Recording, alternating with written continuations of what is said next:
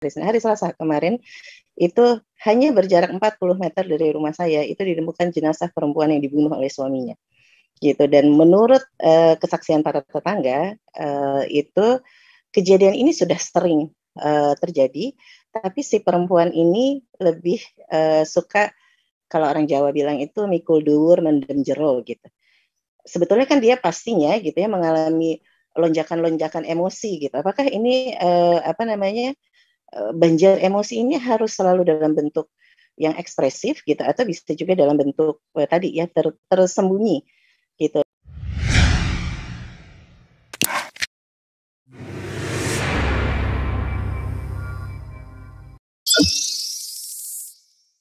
Bapak Ibu sekalian, kakak-kakak, kalau di slide-slide awal biasanya perkenalan singkat, saya adalah nama saya Sinta Yudisia, nama panjangnya Sinta Yudisia Wisudanti Mbak Puji, gitu ya. Moga-moga sebuah doa dari orang tua ya, moga-moga bisa wisuda dari sekian banyak permasalahan baik di dunia maupun akhirat, begitu ya. Beberapa waktu terakhir ini mungkin sekitar Januari itu saya berkali-kali diminta untuk bedah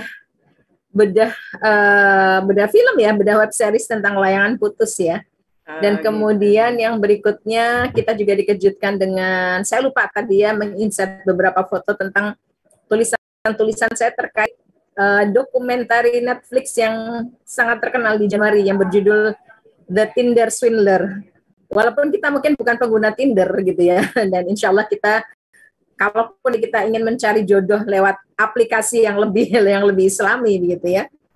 Tapi fenomena layangan putus dan Tinder Swindler ini benar-benar membuat kita wow gitu ya, perempuan itu memang di belahan dunia manapun ya, dari berbagai strata ekonomi dan edukasi begitu ya, mulai dari yang rendah sama yang tinggi, itu memang unik sekali perempuan itu ya, karena memang kita seperti memang Rasulullah pesankan ya kepada umat manusia bahwa perempuan itu memang istimewa ya dengan segala kelebihan dan kekurangannya, dan salah satu keistimewaan seorang perempuan adalah memang emosi ya, emosi yang cepat mengalir keluar atau yang mungkin menguasai dibandingkan bagian-bagian lain seperti rasionalitas. Nah, tetapi ada kalanya banjir emosi ini bagus banget gitu ya. Lihat aja kalau misalnya sedang ada bencana alam itu biasanya emak-emak yang duluan, mbak-mbak gitu ya, kemudian galang dana.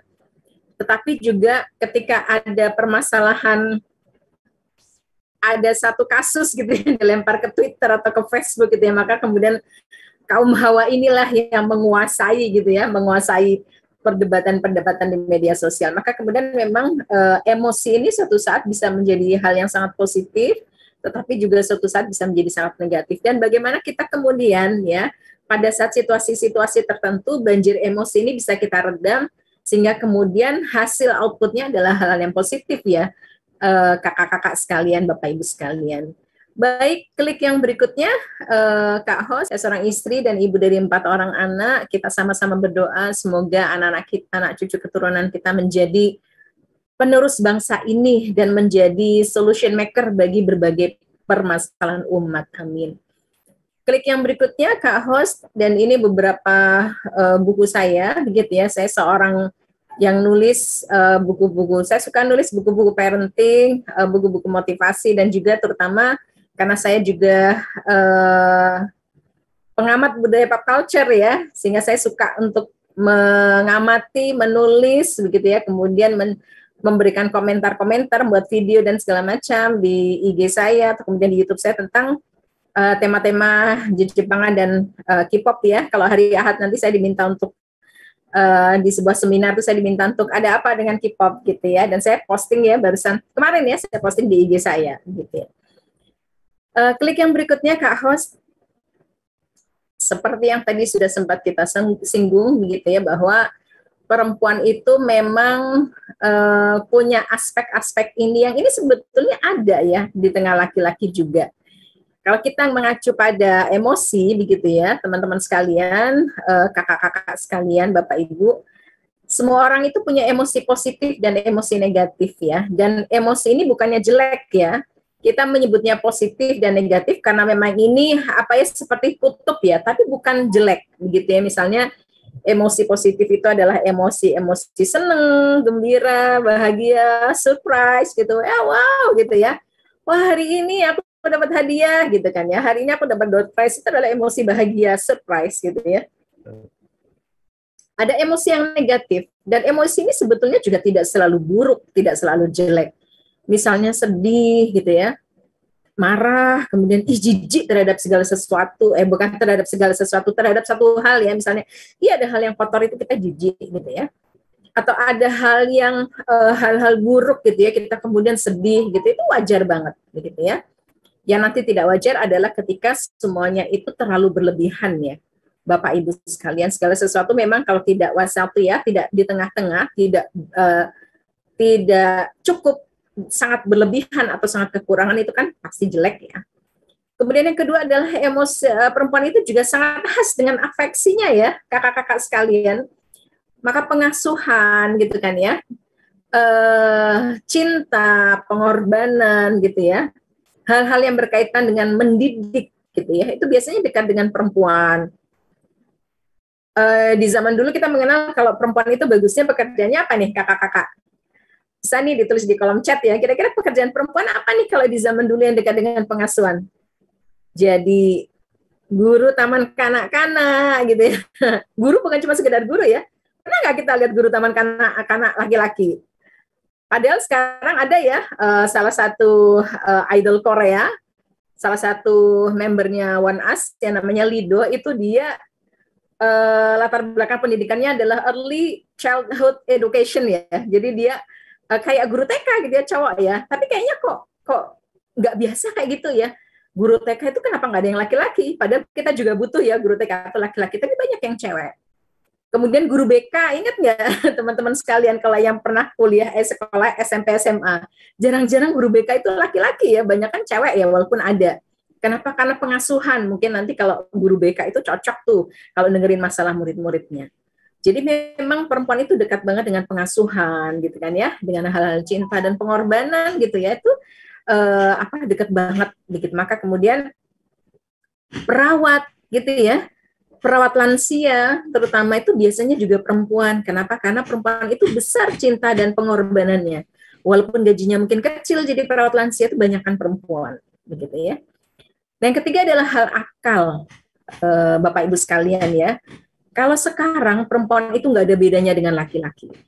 Bahkan di beberapa instansi, begitu ya, baik pemerintah atau swasta, lebih banyak yang diterima perempuan, padahal sudah levelnya udah disamakan gitu kan ya.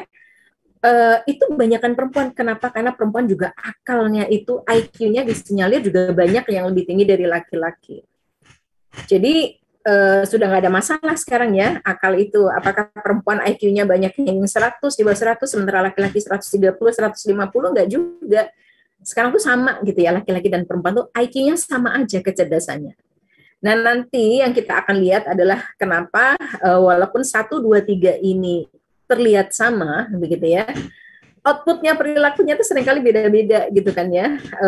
Coba lihat ya, ketika kemarin mungkin teman-teman, Bapak Ibu ya, kakak-kakak, ada nggak yang nonton Layangan Putus gitu ya?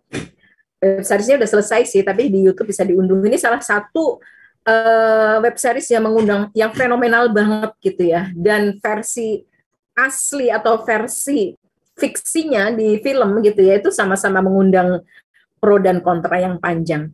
Kenapa kemudian kalau cowok ketika nonton Layangan Putus ya udahlah itu kan tayangan aja gitu ya. Tapi kalau perempuan gitu ya ketika nonton Layangan Putus, bahkan si Lydia di dunia asli itu pun juga ikut-ikutan disebut pelakor. Kemudian juga sudah dijelaskan bahwa film dan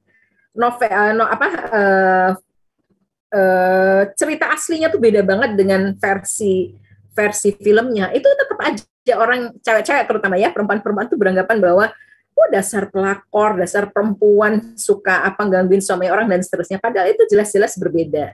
Nah, maka kemudian memang outputnya, perilaku ini nanti akan sangat berbeda antara perempuan dan laki-laki. Dan kalau di satu sisi kadang-kadang yang tadi ya, kalau kita berhadapan dengan hal-hal yang mengundang, memang butuh ya, mengundang simpati kemanusiaan seperti bencana alam, bencana kemanusiaan, itu perempuan bagus banget untuk menumpahkan emosi di sana. atau membela sebuah kepentingan ya, misalnya ada perempuan yang dianiaya atau perempuan yang mengalami KDRT atau yang kemudian kita lihat mengalami sexual abuse, itu biasanya perempuan bagus banget untuk mengelola emosi dan kemudian menggerakkan massa. Tapi ada saatnya juga perilaku-perilaku perempuan yang sangat dimotori oleh emosi, afeksi, dan walaupun kecerdasannya tinggi itu kadang-kadang juga tetap mengarah pada emosional gitu ya. Perlu kita juga atur supaya tadi ya seperti judul pada hari ini nggak banjir banget emosinya. Nah, klik yang berikutnya Kak Host, teman-teman juga boleh ya posting di chat mungkin hadis boleh atau kemudian quote-quote. Kalau saya pikir kalau hadis mungkin kakak-kakak, bapak ibu sudah sering mendengar ya bahwa perempuan adalah perhiasan dunia. Tapi ini menarik ya bahwa kata Jalaluddin Rumi, woman is the light of God, gitu ya. Perempuan itu adalah cahaya Tuhan, gitu ya. Bahkan kemudian kata Jalaluddin Rumi, perempuan itu adalah creator, adalah beliau seorang sufi ya. Jadi jangan diartikan kemudian wah berarti menyaingi laki-laki menyaingi Tuhan, enggak seperti itu. Tapi memang perempuan itu suka mengkreasikan sesuatu ya, dan bahkan perempuan itu adalah cahaya dari Tuhan kalau kata Jalaluddin Rumi. Memang insya Allah ya kita mengenal juga perempuan-perempuan yang menjadi cahaya dari Tuhan seperti Bunda Khadijah, Bunda Aisyah, begitu ya, Fatimah putri Rasulullah, dan banyak sekali ya tokoh-tokoh di dunia Islam yang menjadikan perempuan itu benar-benar cahaya Tuhan, gitu kan ya. Nah, tapi gimana gimana perempuan dengan quote seperti Jalaluddin Rumi ini bahwa perempuan adalah the light of God ini bisa jadi suatu saat bisa jadi demikian darkness ya, demikian diliputi oleh kegelapan ya. Mungkin teman-teman, kakak-kakak, kalau di timeline saya ya, muncul tentang baru aja selama 2 hari ini tentang kasus seorang model majalah dewasa yang bunuh diri gitu kan ya. Di situ saya kemudian merenung ketika mencermati sekilas biografinya, ya Allah, ternyata dia sudah mengalami depresi lama. Ternyata dia sudah banyak mengalami berbagai macam hal yang sangat-sangat menghantam kehidupannya dia. Kok dia bisa ya sekian lama dalam situasi gelap dan dia sendiri mungkin nggak tahu kemana harus membawa permasalahannya ya.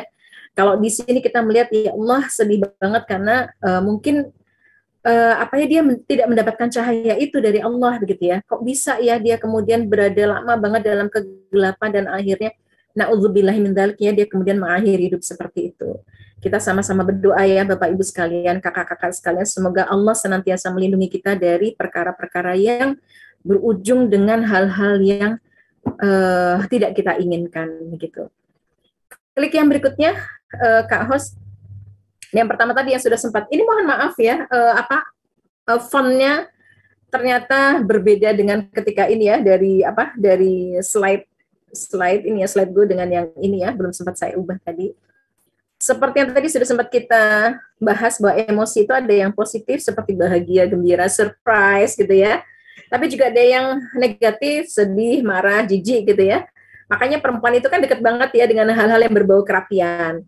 Misalnya perempuan tuh jijik kalau ngelihat, aduh ada sampah bertebaran, sementara laki-laki kan biasa aja ngelihat puntung rokok gitu kan, yang ngelihat plastik-plastik bekas makanan. Tapi kalau perempuan tuh gampang jijiknya, maka dia kemudian perempuan suka ya memberes-bereskan sesuatu. Begitu. Tapi menjadi over ketika kemudian semuanya harus sangat rapi sehingga laki-laki atau suaminya atau anak-anaknya nggak boleh main gitu ya. Pernah ada kasus-kasus semacam ini yang mungkin itu sebetulnya sudah masuk kategori bukan hanya sekedar emosi negatif, tapi mungkin juga sudah masuk dalam kategori obsesif ya, compulsion ya, compulsive disorder atau OCD, di mana ada perempuan-perempuan ya, bukan cuma perempuan ya, laki-laki juga bisa, tapi kita fokusnya kali ini lebih kepada perempuan, bahwa ada orang-orang yang ketika merasa jijik pada sesuatu, pengen membersihkan sesuatu itu dia harus benar-benar berulang-ulang.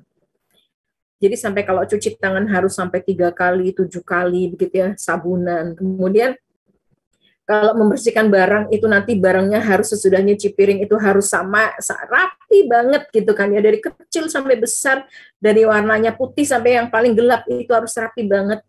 Nah, kalau kemudian dirasa sudah over gitu kan ya, aduh kok jijikku ini kebangetan banget ya. Saya dulu pernah ya punya klien seperti itu yang kemudian dia merasa bahwa tiap kali dia wudhu itu kok nggak bisa ya cuma cuma sekali gitu ya. Dia tuh wudhu sampai, kita cukup sekali ya dengan sunnah yang 3 kali itu ya. Dia sampai mengulang sampai 7 kali wudhu itu ya. Karena dia merasa, kok aku ini nggak bersih-bersih ya badanku ini begitu ya. Dia merasa jijik banget karena badannya itu kok nggak bisa. Tidak bisa suci hanya dengan sekali berwudu. Nah, itu mungkin sesuatu yang sudah emosi negatif itu sudah menjurus kepada sesuatu yang buruk begitu ya. Marah pun dia bukan hal yang negatif, tapi bukan berarti buruk. Bayangkan ya, ketika kita tidak marah, anak kita nggak mau sholat, ketika kita nggak marah ketika suami kita dekat sama perempuan lain yang bukan mahramnya, ketika kita nggak marah pada sebuah kezoliman yang terjadi, begitu ya. Kita kan seharusnya marah, tapi tentu ada batasan-batasan ya, bagaimana cara kita mengekspresikan marah. Itu kan malah berbahaya gitu ya. Udah biarin aja lah, anakku nanti juga gede-gede dia ngerti kok sholat sendiri, ngaji sendiri. Kok kita nggak marah ya ketika anak kita nggak sholat? Kok kita nggak marah? Alah, sudah laki-laki di sini biasa aja lah. Udah laki-laki itu dekat sama perempuan, hai, apa tabok-tabokan gitu ya. Udah kirim emoticon sayang-sayang, udah biasa di zaman seperti ini loh. Kok kita nggak marah ya ketika suami dekat dengan perempuan yang bukan mahramnya? Kita seharusnya marah gitu ya. Tapi bagaimana cara ekspresinya? Nah, itu yang kemudian nanti akan kita coba ya, supaya nggak banjir emosi ya, kakak-kakak sekalian.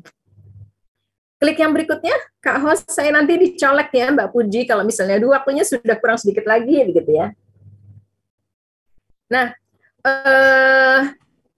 yang kedua tadi, gitu ya, hal yang sangat khas dari perempuan adalah afeksinya yang gede, afeksinya besar, gitu ya. Rasa cinta, pengasuhan, pengorbanan, ingin selalu memberikan yang terbaik buat orang lain, itu adalah afeksi yang besar gitu ya. Dan ini sesungguhnya hal yang positif banget begitu ya. Kecuali kalau itu sudah sangat berlebihan gitu ya. Ada orang-orang yang memang ini memang kategorinya sudah ini ya, sudah memang ada gangguan ya. Kalau nggak paham itu akan berdampak buruk. Ini masuknya sebetulnya sudah OCD tapi kadang-kadang nggak paham begitu ya. Ada orang yang afeksinya sangat besar untuk menolong orang lain, sehingga kemudian di awal bulan, ketika, ini pernah ada kasus seperti ini ya, ketika di awal bulan dia menghabiskan, dan ini perempuan kebetulan, menghabiskan semua infak, penghasilannya, kebetulan dia perempuan berkarir mandiri ya, semua di awal bulan itu dia habiskan uangnya untuk berinfak, bersedekah, begitu ya. Kakak-kakak boleh chat ya, kira-kira ketika kita di tanggal 5 atau tanggal 10 duit kita sudah habis buat sedekah itu bagus atau tidak? Boleh chat ya. Oh bagus Bu Sinta, oh bagus Mbak Sinta, itu kan tandanya dia, Masya Allah ya, dia ini ya, mengorbankan sesuatu buat Allah. Oh berarti dia itu sangat altruis, berarti dia sangat mengedepankan orang lain begitu. Ya, silakan ya, nanti apa kita baca. Kakak panitia membaca gitu, oh nggak bagus kayak gitu, artinya dia nggak pernah punya planning ya, walaupun sedekah bagus, tapi kan nggak boleh kayak gitu. Nah ternyata gitu ya, ada perempuan-perempuan yang afeksinya sangat besar seperti ini, mengorbankan, kalau kasus yang saya hadapi ini adalah mengorbankan harta dia ya, tapi dalam beberapa kasus ada yang sampai mengorbankan diri dia sendiri gitu, saking afeksinya begitu besar gitu ya. Tampaknya ini adalah sikap altruis, tapi ternyata sebuah gangguan gitu ya, karena kalau kasus yang satu ini ternyata dia OCD ya. Dia ternyata dia OCD bahwa dia suka menghabiskan uangnya. Ketika dulu dia suka menghabiskan uangnya untuk belanja, sekarang dia suka menghabiskan untuk sedekah. Bagus kalau kemudian dia ikhlas. Karena kalau di tengah bulan dia sudah sangat kebingungan, uangnya habis, dan dia akhirnya menjadi emosional kalau nggak punya uang, dan akhirnya dia bertanya-tanya gitu kan ya. Katanya Allah ngebantu nih kalau orang sedekah, ini kenapa aku kok seperti ini? Nah seperti itu. Nah itu sudah mulai gitu ya, bahwa sesungguhnya ada yang perlu dikoreksi ya dari kemudian perjalanan afeksi perempuan gitu ya. Atau kemudian ada perempuan yang rela menghabiskan waktunya begitu ya. Rela menghabiskan semua buah pikirannya, semua tenaganya, perhatiannya kepada suami gitu kan ya. Tetapi kemudian di satu sisi suatu saat dia merasa, kok suamiku karirnya bagus banget ya, tapi aku nih dulu ketika SD, SMP, SMA, kuliah, aku IPK-ku sempurna 4, 3,5, 3,9, aku seharusnya bisa jadi wanita karir. Tapi kenapa kemudian ketika sekarang suamiku itu dia maju sendiri, dia sekarang sudah jadi menjabat ini itu, sudah jadi direktur, sementara aku cuma ibu rumah tangga gitu ya. Perlu dikoreksi lagi. Apakah semua hanya bersumber dari afeksi yang sangat besar gitu ya, rasa sayang, pengorbanan, atau sesungguhnya sudah mulai ada sesuatu yang gangguan ya dalam diri, bahwa bukan itu loh, bukan pengasuhan yang besar, tapi ada sesuatu nih gangguan yang perlu dikoreksi dari diri seorang perempuan, gitu ya. Nah, nanti kita bahas bersama-sama ya kakak-kakak sekalian. Klik yang berikutnya. Jadi kadang-kadang tuh emosinya campur aduk gitu ya, antara kemudian emosi dan afeksi gitu ya. Ya sayang, ya bahagia gitu ya, senang, tapi kemudian bener nggak sih kayak gini ya, bener nggak sih kadang-kadang ngasih anaknya sesuatu yang sangat apa ya, sangat mahal, HP yang sangat mahal, tapi kemudian kok anakku kayak gini ya, kok malah waktunya habis nih buat main PUBG, buat main Genshin Impact. Wah, hebat banget HP-nya bisa main Genshin Impact ya. Dibelikan laptop harga yang ROG gitu yang sangat mahal, tapi waktunya habis buat main game gitu ya. Terus gimana gitu ya, kadang-kadang emosi dan afeksi itu jadi campur aduk, karena memang perempuan sangat apa ya, sangat dominan di sini ya, gitu ya. Nah, klik yang berikutnya Kak Host. Nah, ini salah satu contoh di antara sekian contoh yang ada, gitu ya. Yang menunjukkan afeksi dan emosi itu campur aduk. Ingat nggak teman-teman sekalian, kakak-kakak terutama ibu-ibu, boleh ya nanti di kolom chat. Termasuk saya mungkin ya, termasuk saya ya, saya juga kadang-kadang emosi dan afeksinya campur aduk. Ketika ngelihat anak kita berantem, gitu kan ya. Anak kita berantem sama anaknya orang lain di sekolah, anak kita babak belur gitu kan ya. Apa yang dilakukan seorang ibu biasanya? Itu emosi dan afeksinya sudah langsung yang campur aduk. Anaknya siapa nih? Siapa anak yang ngajar anak gue gitu kan ya? Siapa? Oh pantas bapaknya kayak gitu. Oh bapaknya preman. Oh pantas ibunya. Wah ibunya kasar banget. Oh pantas anaknya juga kayak gitu. Ini emosi kita campur aduk ya dengan afeksi dan emosi kita. Terus nanti kita bilang apa sama anak kita? Besok lagi nih ya, kalau kamu dihajar sama temenmu, lapor ke mama, biar mama labrak itu si anak. Padahal kita ngamuk-ngamuk, anaknya gitu kan ya, besok sudah main lagi sama temennya. Biasa aja walaupun anak kita babak belur ya, gitu. Kemudian apa lagi? Kalau urusan-urusan yang campur aduk antara emosi dan afeksi, urusan rumah tangga gitu ya. Urusan rumah tangga itu juga kadang-kadang campur aduk gitu ya, dengan ini apa, dengan antara emosi dan afeksi terhadap peristiwa-peristiwa di dalam rumah tangga. Menghadapi orang tua, menghadapi mertua, menghadapi saudara-saudara ipar, menghadapi saudara-saudara kandung juga gitu kan ya.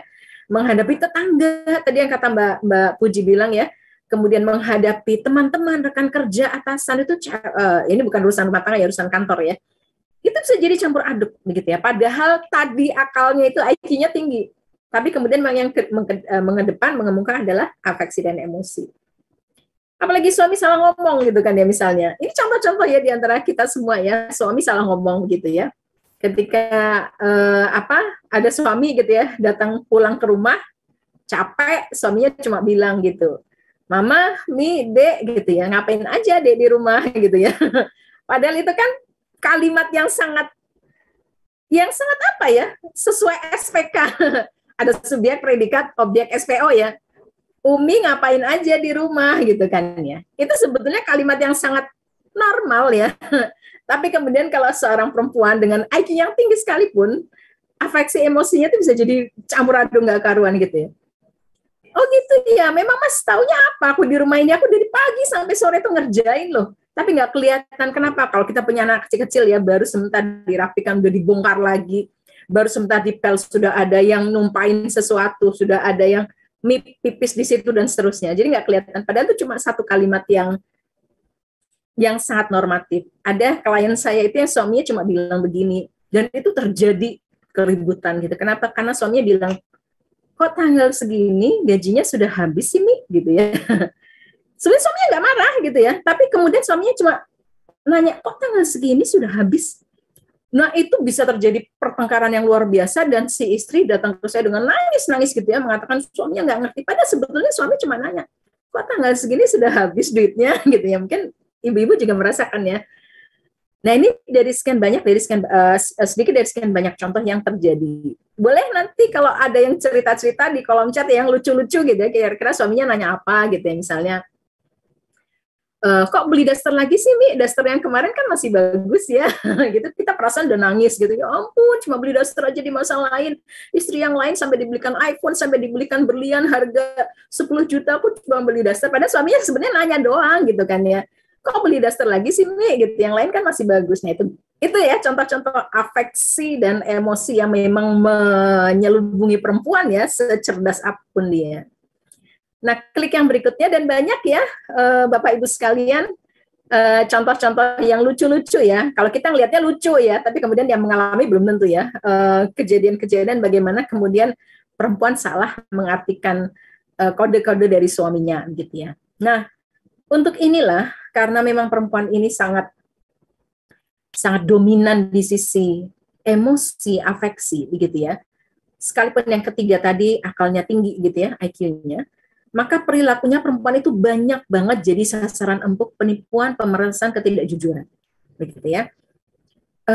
Dari siapa penipuan? Dari siapa? Macam-macam. Kita jangan membayangkan bahwa ini selalu dari pelakor, gitu ya, tidak ya. Atau dari suami, gitu ya. Tidak selalu seperti itu. Atau mungkin ada orang yang menipu kita, tidak.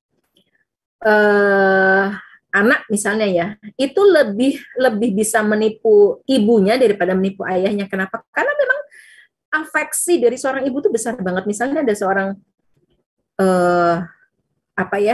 seorang guru yang bercerita kepada saya, gimana cara saya melaporkan pada ibunya ya Bunda Sinta. Kenapa? Karena kata ibunya anak ini baik banget kalau di sekolah gitu. Nah, kenapa? Karena mungkin si anak itu tahu kalau kemudian memang mamanya itu adalah sumber kasih sayang, sehingga kemudian mamanya itu adalah orang yang paling gampang ditipu. Walau bagaimanapun mamanya kadang-kadang sudah diambil pulsanya, sudah diambil duitnya, ya tetap aja seorang ibu nggak percaya kalau ternyata anaknya itu melakukan hal-hal yang buruk. Termasuk kemudian bagaimana seorang istri kadang-kadang juga menjadi sasaran ketidakjujuran ya dari seorang suami begitu ya. Tidak selalu ceritanya adalah perselingkuhan, tidak ya. Ketidakjujuran suami bukan hanya bab perselingkuhan begitu ya. Karena nanti kalau terlalu fokus ke situ, nanti para ibu, para kakak, para perempuan akan selalu beranggapan bahwa laki-laki itu adalah sumber yang perselingkuhan. Dan pelakor itu jelek banget. Padahal sebetulnya permasalahan rumah tangga bukan hanya di situ. Misalnya ketidakjujuran itu begini. Ada seorang laki-laki yang memang dia, seorang suami, yang dia memang altruisnya itu gede banget, gitu ya, sehingga dia lebih banyak, begitu ya, menghabiskan uangnya buat membantu teman-temannya di luar sana untuk kemudian bersedekah, gitu kan. Memang ada ya orang seperti itu, dan dia memberikan istrinya uang sedikit saja. Nah, ini sebetulnya juga sasaran empuk dari ketidakjujuran, bukan kemudian penipuan atau pemerasan ya, tapi mungkin suaminya beranggapan kalau aku nanti jujur sama istriku nggak boleh aku bantuin temanku, istriku nggak boleh aku sedekah ke sana kemari. Padahal aku tuh senang banget wakaf, senang banget infak yang gede-gede. Nah, itu. Jadi sasaran empuk dari hal-hal semacam ini. Apakah kemudian hal itu buruk? Tentunya tidak ya, ketika seorang bersedekah diam-diam, tapi mungkin alangkah baiknya kalau kemudian terjadi sama-sama keterbukaan di situ. Nah, maka perempuan ini jadi sasaran empuk kejahatan gitu ya, penipuan, pemerasan, ketidakjujuran gitu ya. Saya yakin teman-teman di sini pasti ada ya, begitu ya. Saya sendiri pernah punya sahabat cewek gitu ya, di mana sahabat cewek, saya pernah punya sahabat cowok, pernah punya sahabat cewek yang menipu saya begitu ya. Padahal orang sudah memperingatkan saya, hati-hati Mbak Sinta, orang itu nggak bisa dipercaya. Cuma saya tuh nggak tega banget ngelihat mereka berdua gitu ya. Kayak kasihan banget. Nah, itu hanya saya jadi sasaran empuk. Nah, ini perempuan biasanya seperti ini ya. Nah, klik yang berikutnya Kak Host, makanya kita berdoa ya moga-moga tidak seperti itu. Nah, yang uniknya lagi, yang poin ketiga, teman-teman sekalian, perempuan itu sekarang banyak yang akalnya sangat cerdas, IQ-nya sangat tinggi ya, sehingga dia maju di bidang akademisnya dia. Perempuan S1, S2, S3 itu sekarang sudah yang profesor, yang doktor, itu sudah banyak banget. Kemudian dia sangat mahir di pekerjaan, sangat mahir di bisnis, itu banyak banget. Tapi tetap saja, walaupun mereka sangat unggul di sisi akal, kenapa dalam relationship mereka selalu mengandalkan perasaan, gitu ya. Maka kemudian, Masya Allah ya, saya pernah memberikan endorsement buku kumpulan cerita perempuan-perempuan yang mencoba berjuang keluar dari KDRT. Mungkin saya pernah sampaikan juga ya dalam acara Ngorbit ini. Masya Allah, ketika saya baca kisah itu benar-benar membuat saya itu tertegun dan belajar gitu ya, Bapak Ibu sekalian. Kenapa ada satu quote yang saya ingat banget. buat seorang perempuan yang sudah berhasil keluar dari lingkaran rumit KDRT. Tempo hari saya tulis di Facebook saya, lingkaran rumit KDRT, dia mengatakan bahwa betapa KDRT itu bisa menimpa perempuan dari low level education sampai high level education itu bisa. Begitu ya. Bayangkan dari seorang perempuan yang, atau kita ngelihat, kalau Bapak Ibu, teman-teman, kakak-kakak sudah ngelihat Tinder Swindler, itu film bagus banget. Film dokumenter yang bagus banget. Artinya begini, kita mungkin tidak sama ya culture kita, orang Timur dan orang Muslim, untuk kemudian langsung kenalan di Tinder dan tidur bareng gitu, mungkin tidak.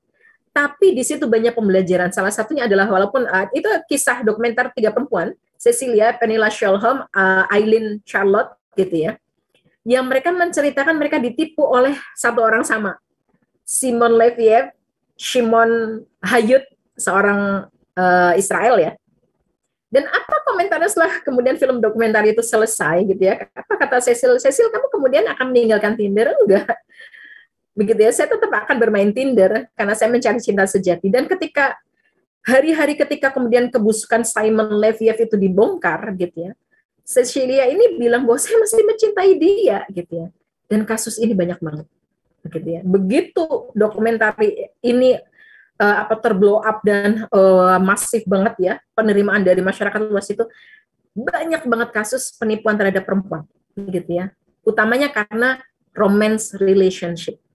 Bagaimana mungkin perempuan-perempuan yang pintar akademis pekerjaan bisnisnya itu kok bisa tertipu dalam hubungan romance relationship begitu ya. Nah, ini karena kita sangat mengandalkan memang tadi ya, afeksi dan emosi kita tuh maju duluan begitu. Nah, gimana?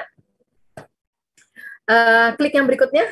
Kemudian gimana nih cara kita ya untuk kemudian, nah, akhirnya apa teman-teman sekalian, ada perilaku yang berulang-ulang terjadi begitu ya. Ada perempuan, sampai ada seseorang yang pernah nelpon saya sampai berjam-jam ya, meminta penjelasan dari saya tentang apa yang saya tulis di Facebook, begitu ya. Karena waktu itu saya menulis begini, ada perempuan yang bisa mengalami kesalahan berulang-ulang, menikah dengan laki-laki yang tipenya sama lebih dari 1 kali. Ada yang 2 kali, 3 kali menikah dengan laki-laki yang tipenya sama. Bahkan ada perempuan yang 6 kali menikah, begitu ya, dengan orang yang berbeda-beda. Itu tipenya sama semua laki-lakinya, yang sama-sama memanfaatkan sisi harta perempuan, sama-sama flamboyan, sama-sama KDRT. Kenapa ya perempuan yang akalnya tinggi, cerdas-cerdas ini kok bisa berulang-ulang jatuh kepada kesalahan yang sama gitu ya? Nah itu maka kemudian kalau teman-teman Bapak Ibu lihat di kalangan artis mungkin akan lebih jelas lagi ya. Ada perempuan yang menikah sampai 1, 2, 3 kali, 4 kali baru ketemu laki-laki yang baik, alhamdulillah. Ada yang menikah sampai 3 kali, alhamdulillah sudah ketemu laki-laki yang baik. Tapi kenapa perempuan itu bisa berulang-ulang ya jatuh kepada kesalahan yang sama? Nah ini yang kemudian harus kita, gimana nih stop banjir emosinya, supaya kemudian kita, walaupun Allah menciptakan kita sebagai seorang yang jiwa pengasuhannya besar, jangan sampai kita dimanipulasi oleh anak kita. Walaupun jiwa pengasuhan kita besar, jangan sampai kemudian kita salah dalam berkomunikasi dengan suami. Walaupun jiwa cinta pengorbanan kita besar, jangan sampai kita dimanipulasi atau dibohongi oleh teman sendiri, begitu ya. Maka kemudian inilah ya apa yang harus kita lakukan. Dan saya bersyukur banget ya, Ngorbit itu banyak bikin tema-tema yang unik-unik macam ini ya. Klik yang berikutnya, karena saya pun hakikatnya Bapak Ibu sekalian, saya banyak belajar dari klien-klien saya gitu ya. Kalau saya taunya teori ya, psikolog itu taunya teori, tapi kemudian klien di lapangan itu mereka malah ngatasi gimana caranya sendiri dan kita mendampingin. Jadi yang pertama, cara mengatasi supaya kita nggak banjir emosi begitu ya. Cobalah Bapak Ibu nonton Tinder Swindler ya.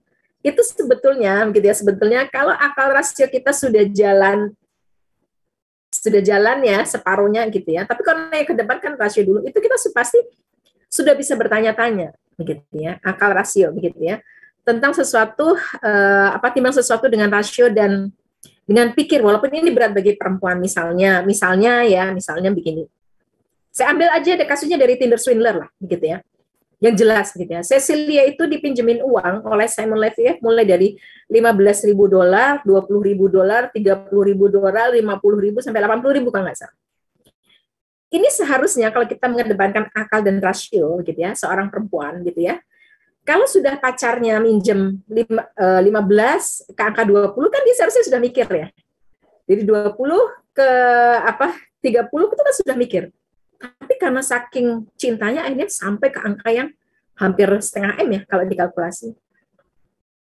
Dalam situasi yang kita hadapi bagaimana Bunda, kakak-kakak gitu ya. Ada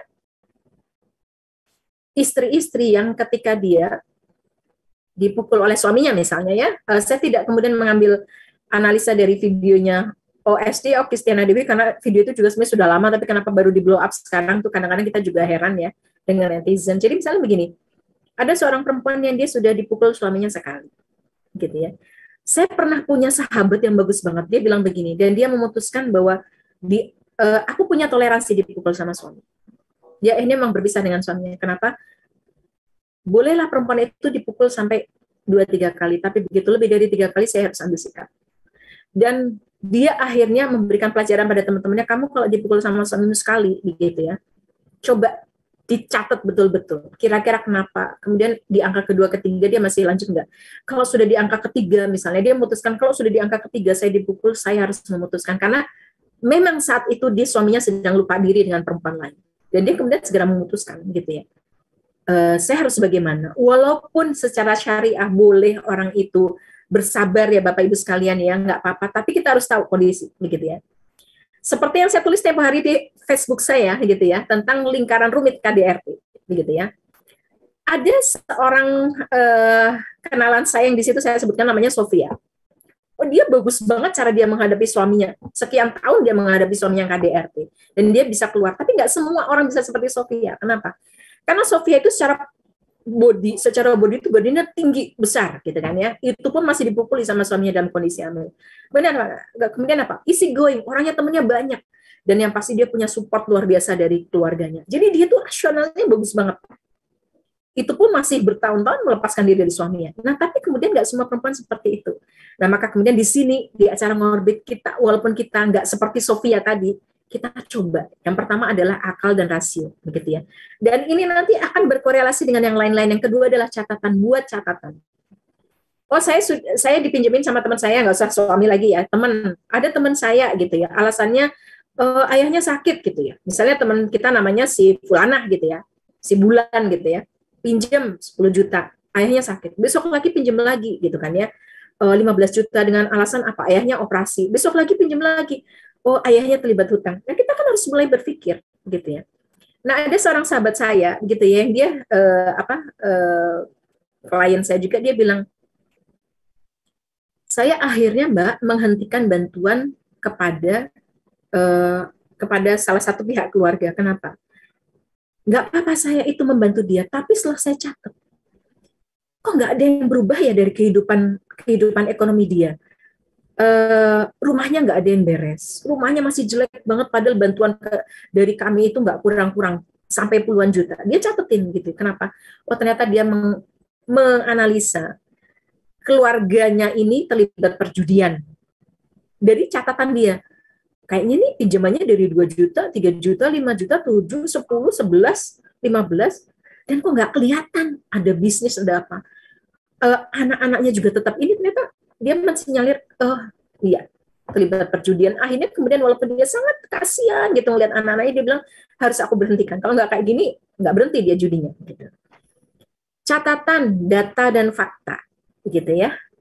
Data dan fakta ini penting sekali Bapak Ibu sekalian ya, penting banget untuk kita kemudian memutuskan sesuatu, misalnya terkait anak kita gitu ya, anak kita.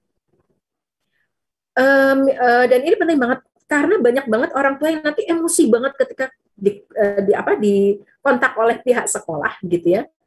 Ada nih kasusnya orang tua yang anaknya dapat nilai 0 di bahasa Indonesia. Sebetulnya gurunya tidak mau, tapi pengen begini. Ini biar orang tuanya tahu nih, gitu ya, datanya, gitu ya. Maka kemudian gurunya melihat bahwa anaknya itu nggak pernah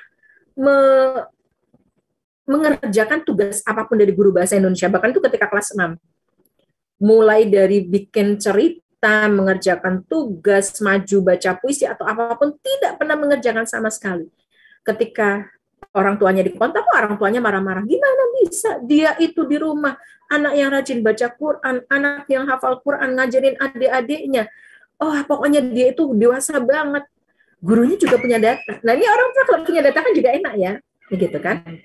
Nah, kemudian data itu disinkronkan gitu ya. Jadi orang tua juga punya data. Ini anak, ini yang ngajarin adiknya Iqra, sampai bisa ngajarin kakaknya. Gurunya juga punya data. Nah, ketika data itu disinkronkan dan orang tua akhirnya meredam emosinya, mereka cari tahu gitu ya. Kok bisa ya? Kok bisa? Dua data di diri satu anak ini bisa beda banget. Anak ini beda banget ketika di rumah, anak ini bisa beda banget ketika di sekolah. Alhamdulillah karena orang tuanya juga mencoba akhirnya kooperatif dengan pihak sekolah, dapat. Salah satu yang didapat dan membuat kita sama-sama merenung adalah orang tuanya sebetulnya orang tua yang solih dan solihah bapak ibunya. Tapi kalau bapak ibunya itu sudah emosi banget, ya namanya anak itu kadang-kadang bikin emosi. Tapi khusus anak ini, itu suka diberlakukan oleh orang tuanya dikunci di kamar mandi. Sampai anaknya nangis-nangis minta keluar itu nggak boleh. Dikunci di kamar mandi. Kan kita nggak tahu ya, mungkin aja dia punya fobia tertentu atau apa, sehingga anak ini menjadi, karena dia diperlakukan seperti itu oleh orang tuanya, dia menjadi anak yang tidak berani menghadapi orang di luar. Kalau di dalam rumah dia berani, begitu di luar dia nggak berani sama sekali. Jadi selama 6 tahun sekolah SD, gurunya sama sekali nggak pernah dengar suaranya. Nah ini kemudian data dan fakta ini penting banget ya Bapak Ibu ya, terkait mau apapun, pernikahan, kemudian pengeluaran suami istri gitu ya. Ada beberapa kali saya membantu kasus suami istri gitu ya, ketika terjadi konflik, ketika suami bertanya pada istrinya, istri saya boros, istri saya nggak bisa, bahkan kita nggak bisa sampai ngirimin orang tua dan segala macam. Saya nanya, oke, gitu ya, saya tampung dari pihak suaminya, dan kemudian saya nanya sama istrinya, Mbak pernah bikin catatan pengeluaran, gitu ya. Ternyata ada beberapa istri itu yang nggak merasa penting gitu ya. Yang penting kan aku tidak membelanjakan untuk hal-hal maksiat. Tapi ternyata catatan ini penting buat data dan fakta ketika kita punya clash dengan seseorang, orang-orang terdekat. Gitu ya. Kemudian yang keempat adalah cara kita mengatasi permasalahan di tengah keluarga, di tengah lingkungan kerja, juga di tengah sesuatu yang berada di diri kita atau di luar diri kita, adalah kita hanya bisa mengubahnya sedikit-sedikit, begitu ya. Banyak orang mengambil ketika kemudian mengupas satu hadis, begitu ya. Itu hanya mengambil satu hadis, kemudian mengabaikan yang lain, begitu ya. Atau ketika mengambil pendapat satu alim ulama, kemudian mengambilkan pendapat alim ulama yang lain.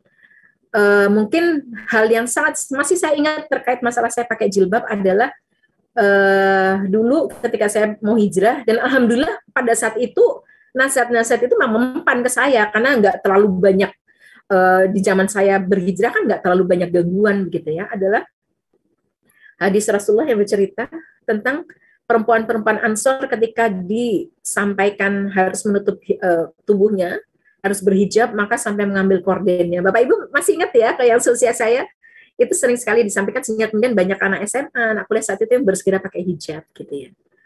Tetapi sekarang gitu, banyak orang yang beranggapan bahwa apakah hadis itu tidak relevan? Masih sangat relevan. Cuma kita memakainya pendekatannya dalam bentuk yang lain. Jadi kalau kita melihat anak kita gitu ya, kedapatan nonton pornografi, kamu langsung istighfar, langsung hapus semua hentaimu itu gitu ya. Anime mangamu yang kemudian itu apalagi kalau dia mungkin fujoshi fudanshi gitu, hapus langsung, kamu istighfar, taubat, salat segala macam gitu ya. Emosi kita tuh, kita malu, apalagi kemudian kita seorang ustazah gitu ya, kita malu banget. Kayaknya kita kemudian emosi kita tadi, afeksi kita itu menutup semua ya, menutup cara akal kita kemudian berpikir bahwa orang tuh berubah sedikit-sedikit. Nah, pada akhirnya kita nggak bisa menghargai diri kita sendiri ya, kita malu menjadi seorang ibu. Anaknya orang lain sudah hafal Quran, anakku boro-boro hafal Quran, sholat aja masih diingatkan, sholat aja mepet waktu. Kita tidak bisa menghargai diri kita sendiri, dan akhirnya kita tidak bisa menghargai orang-orang di luar sana. Makanya ada anekdot anak saya gitu yang lucu, Mi, ternyata temanku semuanya sama, Mi, sama kayak aku. Jangan sampai ada emak-emak yang nonton acaranya waktu itu acara apa ya? Acara televisi, saya lupa, RCTI atau apa, yang Hafiz kecil gitu ya. Setiap emak-emak yang nonton itu pasti akan membandingkan sama anaknya. No, tuh ada anak kecil sudah hafiz Quran, kamu gimana gitu ya. Ternyata banyak sekali orang tua yang tidak bisa menghargai ya. Itu saking emosionalnya yang berjalan dan kemudian afeksinya ya. Duh, aku kan kepengen punya anak penghafal Al-Quran. Duh, kan aku harus menyiapkan anak-anak menjadi generasi terbaik bangsa ini gitu ya. Sehingga kita tidak bisa menghargai apa yang lebih dari anak kita gitu ya. Apa yang lebih dari suami kita gitu ya. Apa yang lebih dari diri kita sendiri gitu ya. Ada mungkin anak-anak yang memang dia lambat menghafalkan Al-Quran. Kenapa?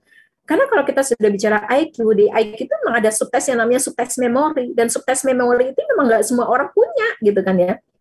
Subtes memori itu adalah orang-orang yang memang kuat banget hafalannya. Ada orang-orang yang terbantu dengan menghafalkan Al-Quran gitu ya. Ada orang-orang yang memang dikarunia Allah lambat menghafalkan Al-Quran. Apalagi kemudian ketika nanti dia punya self-esteem yang rendah dan kemudian orang tuanya nggak praise dia gitu kan ya. Banjir emosi terus orang tuanya bilang, kenapa sih kamu nggak hafal Quran? Apa kamu nggak mau ngasih umi kamu apa mahkota surga gitu ya? Kok kamu nggak bisa hafal-hafal Quran? Jangan-jangan maksiat kamu banyak. Jangan-jangan gara-gara kamu sekarang nonton anime manga, maka kemudian kamu nggak baca Al-Quran. Akhirnya anaknya menjadi semakin terpuruk gitu ya. Nah, ini cara kita mengatasi, walaupun ini sulit Bapak Ibu sekalian, tapi ini cara kita untuk kemudian ya mengatasi banjir-banjir emosi yang tadi, begitu ya. Kita mungkin merasa emosi dengan suami kita emosi dengan orang tua kita emosi dengan mertua kita emosi dengan saudara-saudara ipar kita emosi dengan anak-anak kita, emosi dengan ustadz-ustadzah yang kita titipin. Waduh, sekolah ini kok nggak bagus, sudah bayarannya mahal, katanya menghasilkan generasi Quran yang hafal Quran yang kemudian siap dengan perubahan zaman, ternyata wah emosi kita udah macam-macam aja gitu ya. Nah, klik yang berikutnya, Kak Host, ini ya. Jadi saya pribadi punya catatan-catatan gitu ya terkait anak-anak kita ya. Contoh hubungan dengan Ananda ya. Klik yang berikutnya, Kak Host, misalnya adalah hubungan dengan Ananda, keluhan dan tuduhan gitu ya. Pernah ada seorang apa ya? Ada sepasang orang tua yang banjir emosi datang ke saya. Dia bilang, Mbak, kami kurang apa sih Bu Sinta gitu ya. Anak saya ini kami penuhi semuanya gitu kan ya. Dia memilih pesantrennya sendiri, pesantrennya mahal. Dia mau minta apapun, mulai baju, kebetulan anaknya cewek begitu ya. Apapun kami kasih. Kami kurang apa. Dan saya memang melihat orang tuanya sebetulnya orang tua yang sangat hangat. Tapi kemudian anaknya ada masalah gitu ya. Jadi ketika itu orang tuanya datang dengan banjir emosi, keluhan dan tuduhan terhadap anaknya, gitu kan? Bolak-balik salah, bolak-balik pindah pesantren gitu ya. Kemudian begitu dikasih tahu ya hasilnya begitu saja, gitu. Nah, saya merasa bahwa pasti ada sesuatu yang kita keliru ketika ada masalah. Ibaratnya beginilah, Bapak Ibu sekalian, kakak-kakak sekalian. Kalau kakak ibu sakit perut gitu ya, itu kan pasti kemudian kita nggak bisa dong bilang begini, enggak kok, aku sudah makannya sehat melulu, aku tuh sudah makan real food, aku nggak pernah makan yang junk food gitu kan ya. Pasti ada sesuatu yang keliru dari mungkin real foodnya kita agak kotor gitu ya, kita bermaksud untuk makan makanan lalapan tapi ternyata nggak bersih gitu kan ya. Itu pasti kan harus kita teliti sendiri kan. Nah, ketika ada orang tua yang seperti ini, misalnya banjir emosi, menuduh anaknya yang sudah di pesantren dan segala macam, saya berkali-kali misalnya mendapatkan laporan gitu ya, ada anak-anak pesantren yang kemudian lepas jilbab dan seterusnya, padahal dia hafal Quran gitu ya. Orang tua maju dengan banjir emosi, keluhan dan tuduh gitu. Saya masih ingat ekspresi anak itu ketika dia masuk ke ruangan, itu belum COVID ya, dia masuk ke ruangan saya dan dia melihat tumpukan komik di rumah saya yang banyak. Dia nggak berani, ketika dia ngelihat saya, dia bilang gini, wah, Bunda Sinta suka baca Black Butler, suka baca Death Note, iya nak, gitu ya. Dia nggak berani bilang itu di depan orang tuanya. Oh, kamu nggak berani, dan dia, kamu mau baca, gitu ya. Itu baca di sana. Aku nggak boleh baca ini sama papa mamaku, gitu. Katanya nanti hafalan Quran kamu hilang. Disitulah saya mulai merasa, oh ada yang tidak sinkron antara orang tua dengan anaknya. Si anak sangat ingin banget menghadiahkan orang tuanya mahkota surga dengan menjadi seorang penghafal Quran. Orang tuanya juga kepingin begitu. Cuma orang tuanya nggak paham bahwa perubahan itu sedikit-sedikit, bahwa anak itu ada masanya. Namanya kita juga kadang-kadang malas sholat, kadang-kadang ya malas baca Quran. Dia tidak bisa menerima bahwa anaknya suatu saat juga bosan di pesantren. Anaknya suatu saat kepingin dengerin K-pop. Anaknya suatu saat kepingin dengerin lagu-lagunya One Ok Rock gitu ya. Pengen dengerin JKT48, AKB48 gitu ya. Tapi itu memang menghancurkan bacaan hafalan Quran. Tapi yang muncul adalah keluhan, tuduhan. Orang tuanya tidak pernah punya catatan atau data fakta gitu ya. Saya kemarin habis nonton ya film di Waku-Waku. Kisah tentang seorang anak cewek ya. Ini sebenarnya film tentang Valentine ya, tapi saya sampai ceritakan kepada anak-anak saya, kalian harus nonton film ini. Relationship yang sangat romantis antara seorang ayah dengan anak perempuan gitu ya.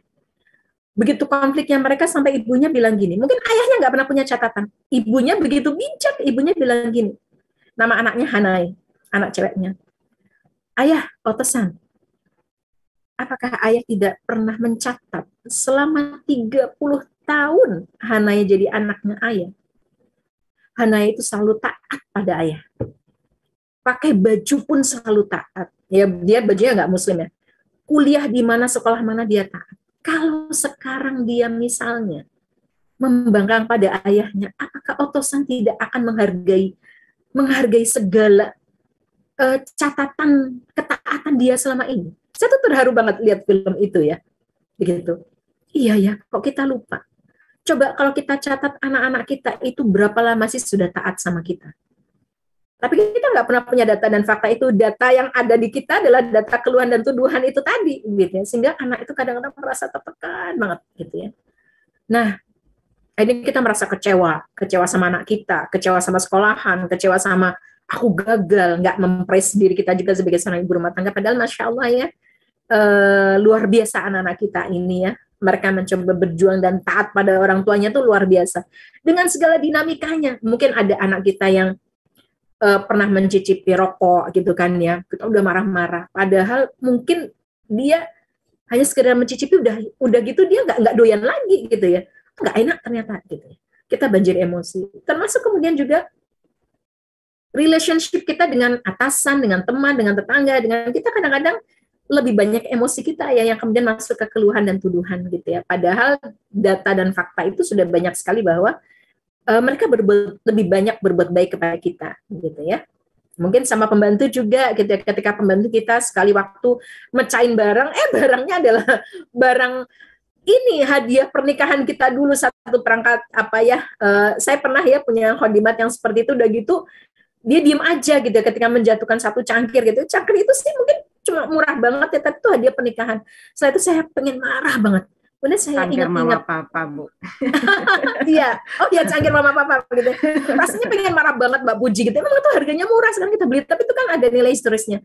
Kemudian saya lagi catat data dan fakta. Ya ampun, sekian lama loh dia nggak pernah mecahin apa-apa gitu ya. Ya memang kali ini dia mecahin itu aja gitu kan ya. Nah, dalam hubungan suami istri kan bisa seperti itu ya. Mungkin suatu saat suaminya menyakiti perasaan istri, istrinya menyakiti perasaan suami. Tapi kalau kita nggak punya data dan fakta, gitu, kita akan bisa langsung banjir emosi kita ya. Memang suamiku udah nggak sayang lagi, istriku udah nggak setia lagi, gitu kan ya. Masya Allah ya, begitu. Nah, klik yang berikutnya, Kak Host, begitu. Nah itu tadi ya, misalnya anak-anak kita, gitu ya, anak-anak kita. Kemudian ini mungkin juga sudah pernah saya sampaikan, gitu ya, tentang ada seorang ibu yang banjir emosi datang ke saya melaporkan anak saya berbohong di Sinta. Anak saya sudah nipu saya, anak saya sudah nggak jujur sama saya. Jadi dia tuh udah tegang banget. Dan disitulah saya tanyakan hal-hal ini. Ternyata iya memang anaknya berbohong sama ibunya gitu ya. Tapi intensitas dan frekuensinya nggak sedahsyat yang dilaporkan ibunya. Anaknya itu intensitasnya berapa? Ternyata dia kategori berbohong pada ibunya itu dia mencuri-curi gitu ya. Dia mencuri-curi ketika mau tidur, itu dia nyalain HP dan dia ngeliat K-pop gitu kan ya. Berarti kan intensitasnya itu intensitasnya itu nggak lama sebetulnya, dia cuma setengah jam, 1 jam.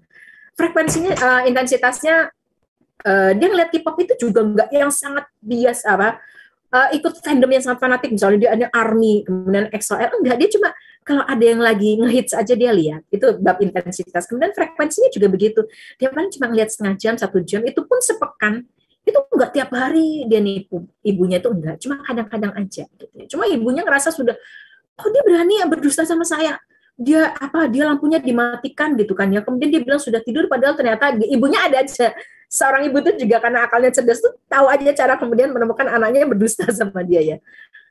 Ternyata kemudian intensitas dan frekuensinya ini nggak seberat yang dikhawatirkan ibunya, dan sebetulnya masih bisa diselesaikan dengan cara komunikasi gitu. Saking anaknya tuh takut banget sama mamanya, akhirnya kemudian menempuh cara-cara berbohong itu tadi gitu ya.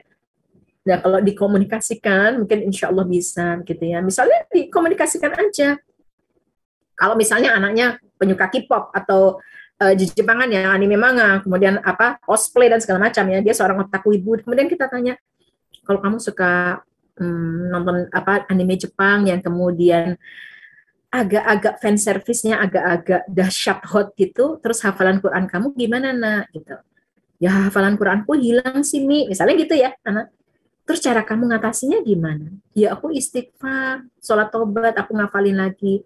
Ya suatu saat aku teringat lagi sih, aku nonton lagi hafalan Quranku. Nah, berarti kan sebetulnya anak ini gitu ya, dalam dinamika hidupnya dia tahu gitu ya. Tahu dosa, bagaimana mengatasinya, dosa, bagaimana mengatasinya. Saking seorang ibu tuh nggak kepengen anaknya sama sekali melakukan sebuah dosa setitik pun gitu kan ya. Anaknya harus bersih, tidak ternoda gitu ya. Padahal itu kan berbahaya. Justru yang harus kita data terus adalah bagaimana kalau anakku berbuat dosa, gimana ya intensitas frekuensinya, bagaimana cara aku mengkomunikasikannya ya. Dan Masya Allah ya, banyak sekali, Alhamdulillah saya belajar banyak dari para orang tua yang keren-keren ya, termasuk orang tua dalam ngorbit ini yang kemudian cara dia mengatasi situasi itu gitu ya, yang akhirnya kemudian anaknya jadi punya solusi sendiri untuk kemudian mengatasi persoalan-persoalan hidupnya begitu ya. Nah, klik yang berikutnya Kak Host. Kayaknya saya sampai jam 8 menit lagi ya. Kayaknya ini show your data gitu ya. Kalau kita punya kecurigaan sedang banjir emosi sama suami, sama ART, sama orang tua, sama anak kita, sama sekolah, sama ustadz-ustadzah, sama pesantren, atau sama boarding school yang kita ini ya, yang sedang kita titipkan anak kita harus punya data-data gitu ya. Klik yang berikutnya. Termasuk saya pernah mendapatkan laporan orang tua yang misalnya mengkritik ya satu sekolah pesantren gitu kan ya, wah pesantren ini nggak benar padahal sudah mahal biayanya, bla bla bla dan segala macam ya, oh anakku sakit nggak diopeni gitu ya. Padahal setelah kemudian saya minta gitu ya data-datanya, ya memang pesantren itu agak kurang di sisi kesehatan, tapi ternyata di sisi-sisi yang lain dia bagus banget gitu ya. Nah, maka kemudian kita harapkan terutama para bunda ini tidak mudah ya, kemudian hanya mengedepankan afeksi, nggak tega sama anaknya kalau di pesantren gitu kan ya, kemudian emosi tadi ya, emosinya yang mengedepan dulu adalah emosi marahnya dulu gitu kan ya, padahal harus kita timbang dulu adalah rasio dulu gitu ya, data, fakta, kemudian ya tadi misalnya seperti itu. Klik yang berikutnya Kak Host. Nah ya, terima kasih para bunda sekalian, yang para ayah juga ya yang kemudian mungkin hadir di acara ini. Itu akun saya, mungkin kita bisa saling follow dan saling saya Facebook itu kadang-kadang saya aktif kalau saya lagi di luar kota. Saya bisa aktif nulis, bisa aktif komen, tapi kalau enggak, mohon maaf kalau mungkin ada yang sudah add saya nggak bisa saya tanggapin gitu ya. Kalau di IG karena relatif lebih pendek-pendek ya, saya seringkali lebih aktif di sana begitu. Yang terakhir adalah jazakumullah khairan katsir gitu ya, atas atensinya. Semoga hari ini menjadi hari yang luar biasa untuk kita di hari Jumat yang penuh barokah ini. Saling mendoakan semoga kita bisa sama-sama membawa diri kita dan keluarga kita menjadi keluarga-keluarga seperti keluarga Nabi Ibrahim, keluarga Nabi Muhammad SAW, dan keluarga-keluarga para mujahid solih dan solihah yang pernah kita kenal dan kita dambakan keberadaannya. Jazakumullah khairan kasih untuk BPKK. Saya kembalikan kepada Mbak Muji. Saya izin untuk kamera dulu ya untuk minum. Saya tutup dulu dengan salam ya Mbak Muji. Assalamualaikum warahmatullahi wabarakatuh. Ya, Bu Sinta, sebelumnya salam kenal dari saya di Tangerang. Ibu, saya punya 3 pertanyaan. Yang pertama, apakah banjir emosi ini harus selalu muncul ke permukaan dalam bentuk yang berlebih, misalnya marah-marah, kemudian tantrum dan lain sebagainya. Bisakah banjir emosi ini dalam bentuk hidden gitu? Karena tadi sebenarnya menarik sekali kalau kita sudah berbicara tentang kasus-kasus gitu ya, utamanya kekerasan di dalam rumah tangga. Hari Selasa kemarin itu hanya berjarak 40 meter dari rumah saya itu ditemukan jenazah perempuan yang dibunuh oleh suaminya gitu. Dan menurut kesaksian para tetangga itu kejadian ini sudah sering terjadi, tapi si perempuan ini lebih suka, kalau orang Jawa bilang itu mikul dhuwur mendem jero gitu. Sebetulnya kan dia pastinya gitu ya mengalami lonjakan-lonjakan emosi gitu. Apakah ini banjir emosi ini harus selalu dalam bentuk yang ekspresif gitu, atau bisa juga dalam bentuk tadi ya tersembunyi gitu. Nah, kemudian pertanyaan saya yang kedua adalah kan kita ini saat ini adalah seperti apa kita dibesarkan di masa lalu, kurang lebih begitu yang sering saya dengar gitu ya, Bu Sinta. Sebetulnya seberapa besar sih porsi jejak masa lalu, mungkin emotional abuse atau physical abuse di masa lalu kita, mengambil peran pada saat kita sekarang ini, pada kemampuan kita menghandle tadi banjir emosi. Dan itu melangkah pada sekaligus menjadi lanjutan dari pertanyaan saya yang ketiga, yaitu gimana kita aware nih Bu gitu. Kita ini punya, kadang-kadang kan kita suka nggak ngeh tuh Bu ya, sadarnya tuh belakangan, kita udah merepet panjang baru ngeh gitu bahwa oh iya ya saya salah gitu. Mestinya kan sebelum ini bisa kita hindari gitu ya kondisi-kondisi yang banjir emosi berlebihan itu tadi gitu, sebelum kita merepet panjang, sebelum kita tantrum nggak karuan, kita sudah aware dulu nih bagaimana Bu caranya kita bisa melakukan self awareness bahwa no, ini sesuatu yang tidak benar, emosinya sudah naik dan apa yang harus dilakukan. Mungkin itu yang saya tanyakan. Terima kasih Bu Sinta. Terima kasih Mbak Risris ya. Astagfirullahaladzim, na'udzubillah min dzalik ya. Kalau dengar kisah-kisah semacam itu rasanya menjadi PR buat kita bersama ya, Mbak Puji ya. Bagaimana kita bisa mengedukasi masyarakat baik suami atau istri begitu ya. Jadi banjir emosi ini bisa jadi ekspresif ataupun hidden. Yang ekspresif itu bagus kalau dia tidak berlebihan. Kan ada ya orang itu yang kemudian bisa marah gitu kan ya. Kalau misalnya dia tersinggung dia marah, kalau kemudian dia sedih dia bisa menangis gitu ya. Tapi ada orang yang bisa benar-benar dia sehat cara mengungkapkannya gitu ya, dan kemudian positif gitu ya, dan imbang gitu ya. Kalau marah nggak marah aja, tapi kemudian dia juga mencari solusi. Tapi ada juga orang yang sangat berlebihan ketika dia marah ataupun menangisnya gitu ya. Dan ini ekspresif, yang hidden pun begitu. Kalau kita tipologi kita adalah orang introvert dan kita terbiasa menghidden perasaan kita. Kalau ini secukupnya saja, secukupnya itu inti dari ketika kita mulai merasakan ini, Bapak Ibu sekalian ya. Inti dari kita bisa mulai merasakan, karena memang penyakit psikis itu beda dengan penyakit fisik ya, Bapak Ibu sekalian. Kalau penyakit fisik itu memang parameternya jelas. Misalnya demam gitu ya, 37, 38, 39 itu kan jelas ya, gitu ya. Kemudian apalagi hamil kalau sudah 9 bulan 10 hari lebih kan harus mulai apa nih solusinya? Apa ditunggu, apa kemudian sesar? Itu kan jelas ya, 9 bulan 10 hari. COVID juga begitu kan ya, saturasi itu jelas gitu. Yang sulit dari psikis adalah memang bisa jadi sangat subjektif. Tetapi ada patokan, yaitu ketika sebuah kondisi, entah tadi yang ditanyakan Mbak Risris, ekspresif atau hidden, itu mulai mengganggu aktivitas kita sehari-hari, itu berarti sudah mulai ada gangguan, disorder. Jadi misalnya gini, nggak apa-apa seorang ibu tuh marah gitu ya, mangkel banget sama anaknya yang nggak bisa dikasih tahu, sama suaminya yang nggak bisa diajak kompromi, dia marah, dia mogok seminggu nggak mau masak, begitu ya.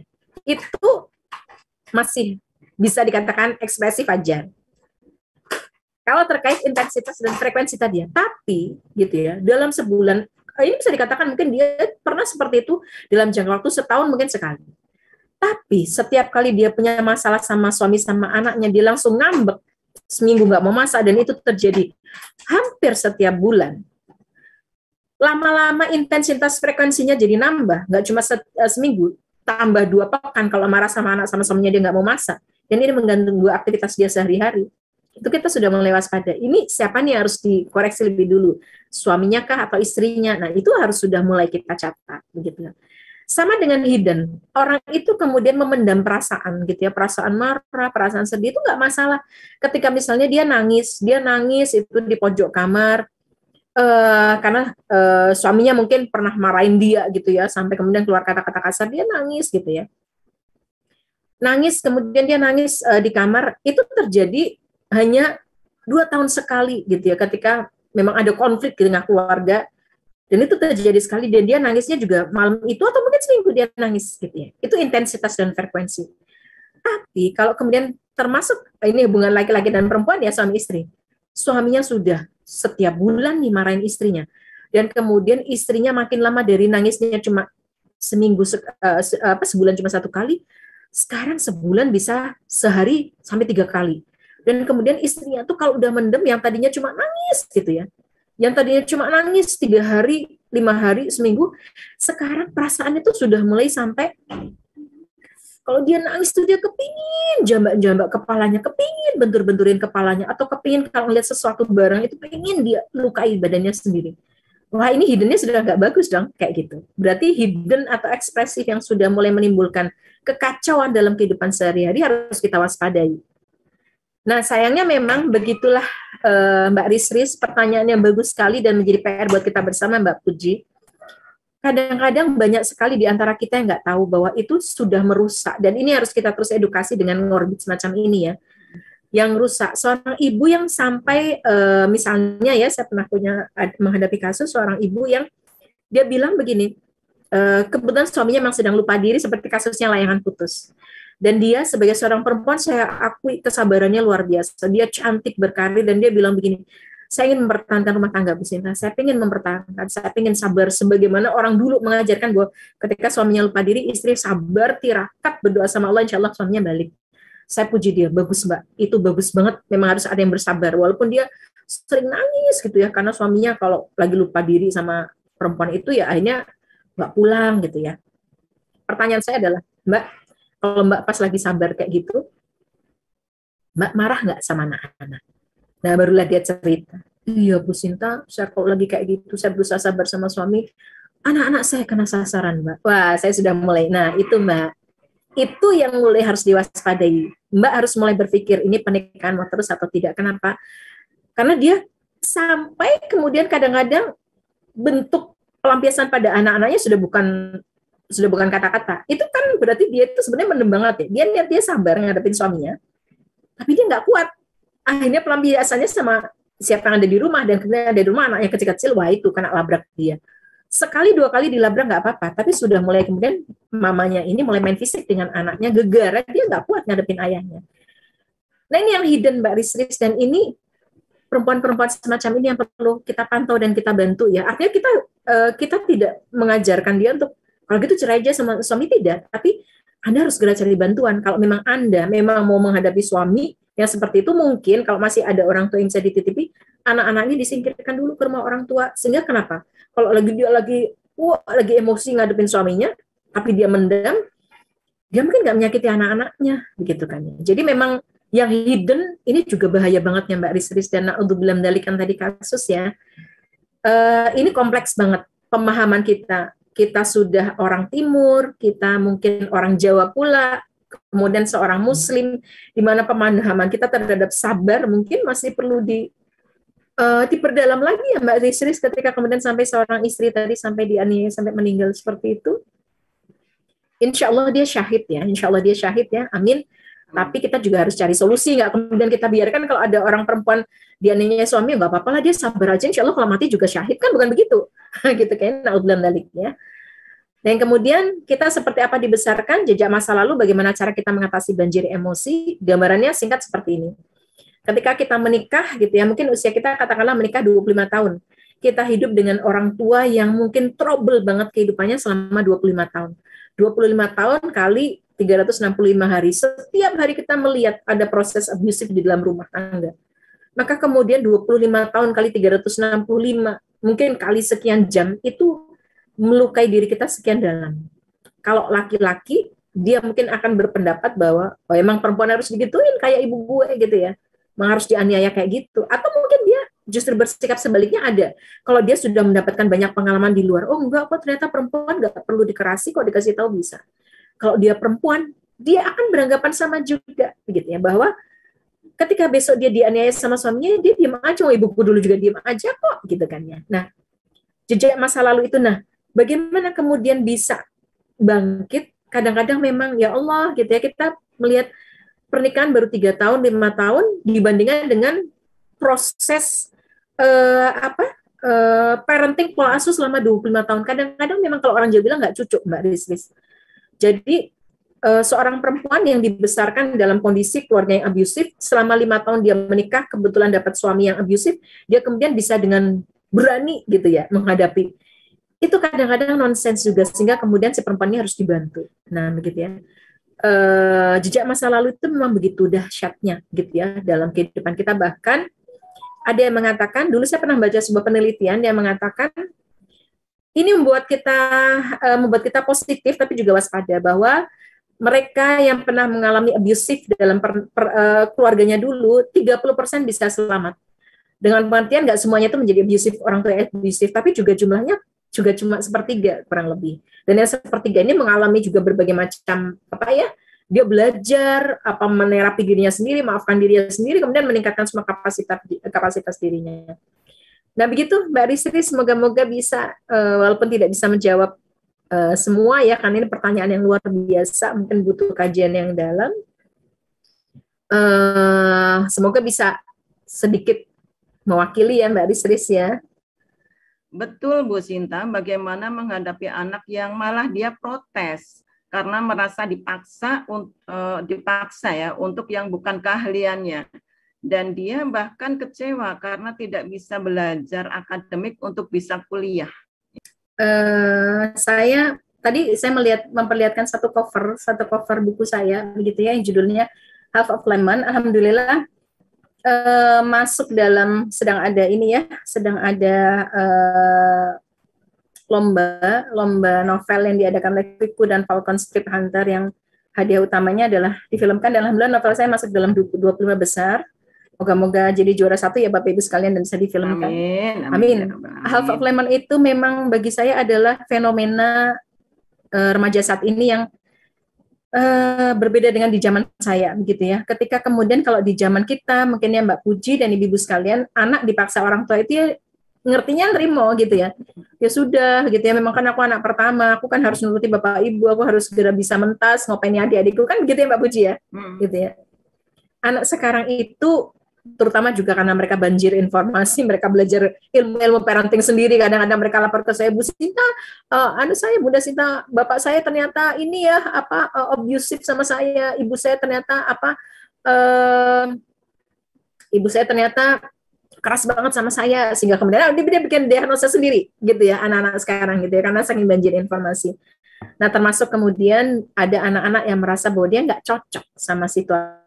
Bukan ilmu yang baru gitu ya. Tapi memang perlu kita latih aja. Saya masih ingat ibu mertua saya bilang begini. Ibu mertua saya ya, umi saya ya, itu bilang begini. Kalau dalam bahasa Tegal, anak itu bikin orang tua mangkel, bikin orang tua itu istilahnya bikin orang tua itu banyak pikiran, bikin orang tua marah. Wes dijagongna baik gitu ya. Itu istilahnya begini, anak diajak duduk dan diajak ngomong baik-baik. Itu ternyata filosofi orang zaman dulu gitu ya. Dijagongna baik gitu ya. Itu istilahnya adalah anak diajak duduk, diajak ngomong bareng. Dan filosofi filosofi timur itu banyak yang sudah kita tinggalkan ibu-ibu sekalian ya. Padahal itu filosofi yang sebetulnya Islami banget.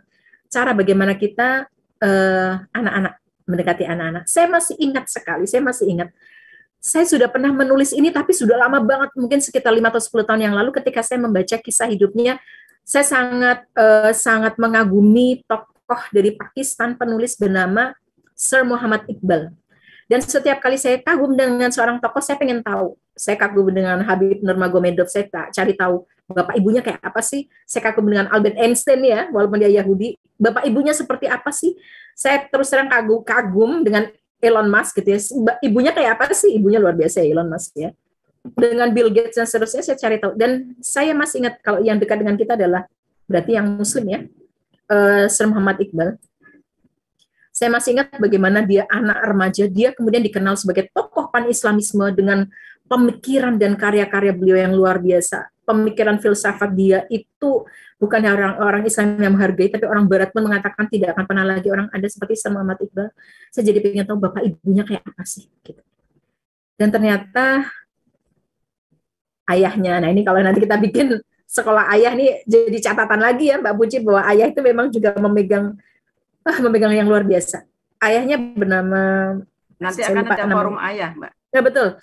Saya siapa namanya lupa, Sultan Muhammad atau siapa ya, saya lupa nama ayahnya. Saya malah ingat nama ibunya itu Bibi ya. Ayahnya bilang begini, ketika Sir Muhammad Iqbal, jangan kita beranggapan bahwa seorang anak itu ketika hebat, ketika dia dewasa, kecilnya itu nggak bikin masalah. Kecilnya remaja itu dia sangat bikin masalah. Apa yang dilakukan ayahnya adalah Iqbal, kalau pagi, ayahnya seorang penghafal Al-Quran, begitu ya, dan seorang alim ulama. Setiap kali habis subuh, ayahnya itu selalu tiduran, gitu ya. Padahal tiduran dalam agama Islam habis subuh kan nggak boleh. Dia justru tiduran dan dia bilang gini sama Iqbal, Iqbal, bacakan ayat Al-Quran. Gitu ya. Iqbal ketika remaja itu mangkal banget. Dia kalau habis subuh tuh pengennya tidur, pengennya main, gitu. Dia malah disuruh baca Al-Quran.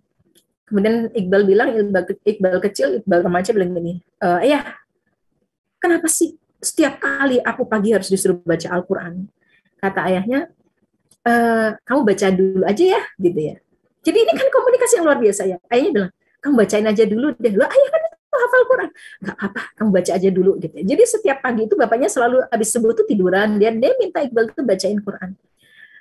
Sudah gitu ya lama gitu ya, kemudian nanya, kenapa sih ya aku harus baca Al-Quran kalau habis subuh? Di dekat ayah lagi, kata ayahnya, nanti ya Iqbal, kalau kamu remaja akan ayah kasih tahu 3 rahasia kenapa kamu harus baca Al-Quran. Nah, ini cara komunikasi. Jadi si Iqbal itu dari kecil sudah membayangkan, oh jadi kalau aku nanti remaja, ayahku akan ngasih tahu 3 rahasia gitu ya. Pada rahasianya itu ternyata gitu ya, ketika salah satunya yang saya masih ingat adalah ketika remaja, Iqbal menagih ayah, sudah sekian tahun aku membacakan Quran buat engkau di waktu pagi, padahal ayah hafal Quran. Kenapa sih ya gitu ya? Ayahnya Iqbal memberikan 3, tapi saya ingat 1 ya. Kata ayahnya bilang gini, Iqbal, ayah seorang penghafal Al-Quran, tapi mendengarkan Al-Quran itu dibacakan dari lisanmu, itu terasa hatiku luar biasa. Dan itu indah sekali Iqbal gitu. Wah, jadi Iqbal itu merasa Masya Allah ya. Nah ini pola komunikasi ya Bapak Ibu sekalian ya, yang kadang-kadang kita nggak cukup sabar gitu ya untuk kemudian melaksanakannya, dan ini kita harus latih. Jangan Bapak Ibu beranggapan saya juga sudah sangat hebat berkomunikasi dengan anak-anak. Wah, naik turun juga gitu ya, naik turun juga, dan saya harus belajar dari orang-orang yang seperti itu. Nah tadi kemudian terkait dari pertanyaan Ibu ya, bagaimana kemudian mengkomunikasikan dengan Anda yang merasa nggak cocok dengan anak, nggak dengan pilihan orang tua. Ayo kita komunikasikan bersama, kita ajak duduk bareng, kemudian kita ini ya, kita harapannya Bapak Ibu apa pada si anak tersebut, kemudian kita minta maaf, mohon maaf gitu ya, kalau kemudian memang mohon maaf kalau Bapak Ibu ini membebani kamu gitu ya, tapi Bapak Ibu memang kemampuannya seperti ini gitu. Nah, apa yang bisa saya bantu begitu ya, termasuk Mbak Zizi tadi ya, Mbak Zizi juga psikolog ya, apa yang bisa psikolog bantu Ibu sekalian adalah dalam hal seperti ini, kalau saya biasanya memberikan solusi buat anak dan orang tua yang punya konflik di bidang pelajaran, itu saya bilang gini, bilang sama papa mama kamu, Bunda Sinta mau ngetes minat kamu gitu ya, nanti insya Allah tuh jadi jembatan gitu ya, termasuk si anak, misalnya si anak itu ternyata hasil tes kamu, minat bakat kamu itu ternyata minat kamu adalah kamu nomor 1 di sains, kamu punya loh, dan yang kedua di art, di seni gitu ya, berarti kamu bagus di sains sama di seni, wah keren banget, kamu itu berarti bisa jadi ilmuwan, tapi kamu juga bisa jadi arsitek, kamu juga bisa misalnya jadi DKV. Jadi sebetulnya nggak salah orang tua kamu ngarahkan ke situ, tapi nanti kamu bisa loh diam-diam dengan duit kamu ikut kursus manga, ikut kursus animator gitu ya. Jadi itu yang bisa psikolog bantu ibu. Jadi yang pertama ibu harus belajar berkomunikasi seperti ayah Sir Muhammad Iqbal, dan kemudian psikolog bisa membantu untuk mencari-cari peluang untuk solusi seperti itu. Moga-moga memberikan jalan keluar ya Bunda ya, Masya Allah. Kiat untuk menyalurkan emosi yang berlebihan, bagaimana kiatnya Mbak? Ya, singkat padat Mbak, soalnya 10:30 ya. Oh ya, baik. Ya. Bisa dengan banyak beraktivitas Bunda gitu ya. Jadi kalau ada orang-orang yang memang emosinya kayak altruisnya itu ya, rasa pengorbanannya besar dan itu membanjir, dia kemudian akhirnya bikin banyak ya ibu-ibu yang sekarang bikin komunitas-komunitas, misalnya bikin sarapan Jumat gitu ya, sedekah Jumat gitu ya, gerobak sedekah apa gitu tuh, akhirnya kemudian emosi dia jadi tersalurkan karena sangat meledak-ledak seperti disalurkan itu. Ke hal yang positif ya Mbak. Ke hal yang positif. Kemudian seni ada banyak sekarang, kalau misalnya kita punya banjir emosi negatif, banyak dijual, ada di online, ada di toko buku, adalah berbagai cara menggambar dan mewarnai untuk orang dewasa. Sayangnya nggak saya baca. Nanti saya posting deh di IG saya beberapa buku-buku yang bagus, buku mewarnai untuk orang dewasa, begitu ya. Bagus banget ininya, bukunya, dan ada pensil warnanya juga, begitu. Ya Bu Sinta, ini saya dua jawaban ya. Pertama untuk yang melihat, yang kedua untuk yang bermasalah. Masalahnya begini, saya sambil contoh ya. Misalnya Bu Puji sama Bu Sinta berantem atau mengitukan posting. Nah, kadangkala kita yang melihat nih, yang mendengar nih, lebih emosi dari punya yang masalah. Padahal kita tidak ada urusannya gitu kan. Secara letter itu, maksud secara nyata sebetulnya enggak, tapi dengan gaya, misalnya mohon maaf ya Bu Puji, gaya Bu Puji yang otoriter gitu, main begini aja, misalnya marahin sama Bu Sinta gitu. Yang emosi tuh kita gitu.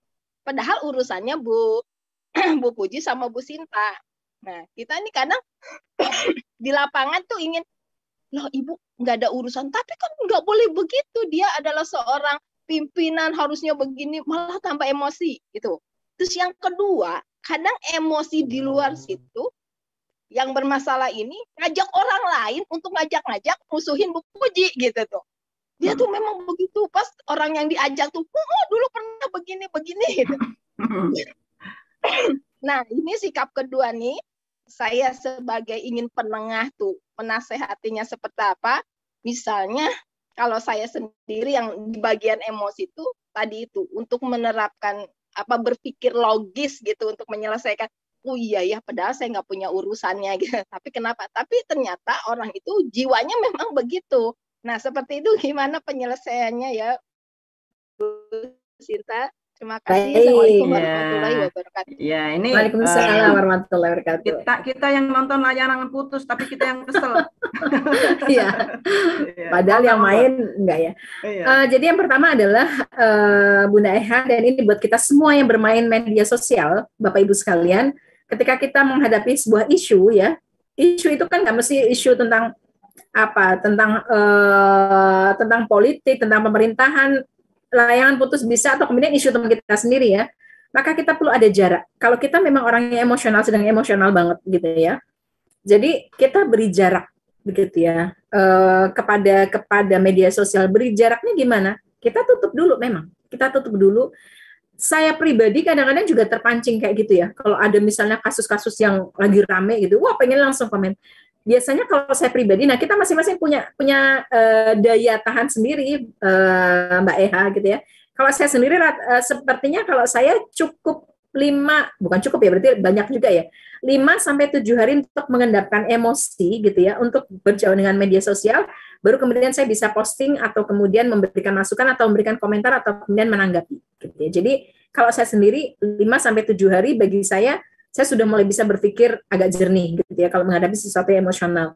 Jadi khusus terutama perempuan-perempuan, dan kita tahu bahwa diri kita adalah orang semakin kita tahu diri kita sendiri, semakin kita bisa mengontrol emosi kita gitu ya. Jadi saya adalah orang introvert gitu ya. Saya juga kemudian orang yang sensitif gitu ya. Jadi kemudian saya punya jarak dengan media sosial begitu ya. Saya dulu pernah posting-posting terkait hal sensitif dan saya habis gitu ya, dan saya merasa sedih banget, merasa berat. berarti saya kemudian merasa, oh saya orangnya sensitif ya. Berarti saya kemudian kalau ingin posting sesuatu yang sensitif, saya posting, mungkin ada sedikit komen saya tanggapi, kemudian saya tutup selama 5-7 hari. Nah, begitu ya, Bunda ya. Yang kedua adalah kita ingat bagaimana kemudian kalau kita ingin mendamaikan orang atau kemudian ingin memberitahu orang, beberapa kaidah dalam agama Islam adalah kita memberitahukannya secara heart to heart gitu ya, eye to eye gitu ya. Jadi kita face to face gitu kan ya. Jadi nggak kemudian di kolom kemudian kita mention ya, oh emang ini mention Puji Hartini orang yang keras banget gitu ya.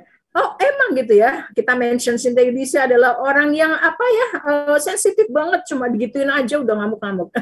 Jadi jangan kemudian kita pengen mengklarifikasi tapi kita mention, tuh kan bener kan ya, kalian sama nggak pendapatnya dengan saya? Kemudian kita mention Fani, mention Nurhayani, mention Nurul Sobariah gitu ya. Itu malah akhirnya kita kemudian nggak ini, nggak kemudian meredakan situasi tapi menambah minyak ke dalam api. Begitu ya, Bun? Jadi moga-moga kita bisa menahan diri ya. Seorang perempuan beberapa kali menikah dengan laki-laki, tapi sifatnya sama terus, suka selingkuh terus, semuanya tukang selingkuh gitu. Apa ya Allah, apa ini nasib saya ya gitu ya. Nah ini bagaimana biar ketemu dengan orang yang baik, Mbak? Monggo Mbak Sinta ditanggapi.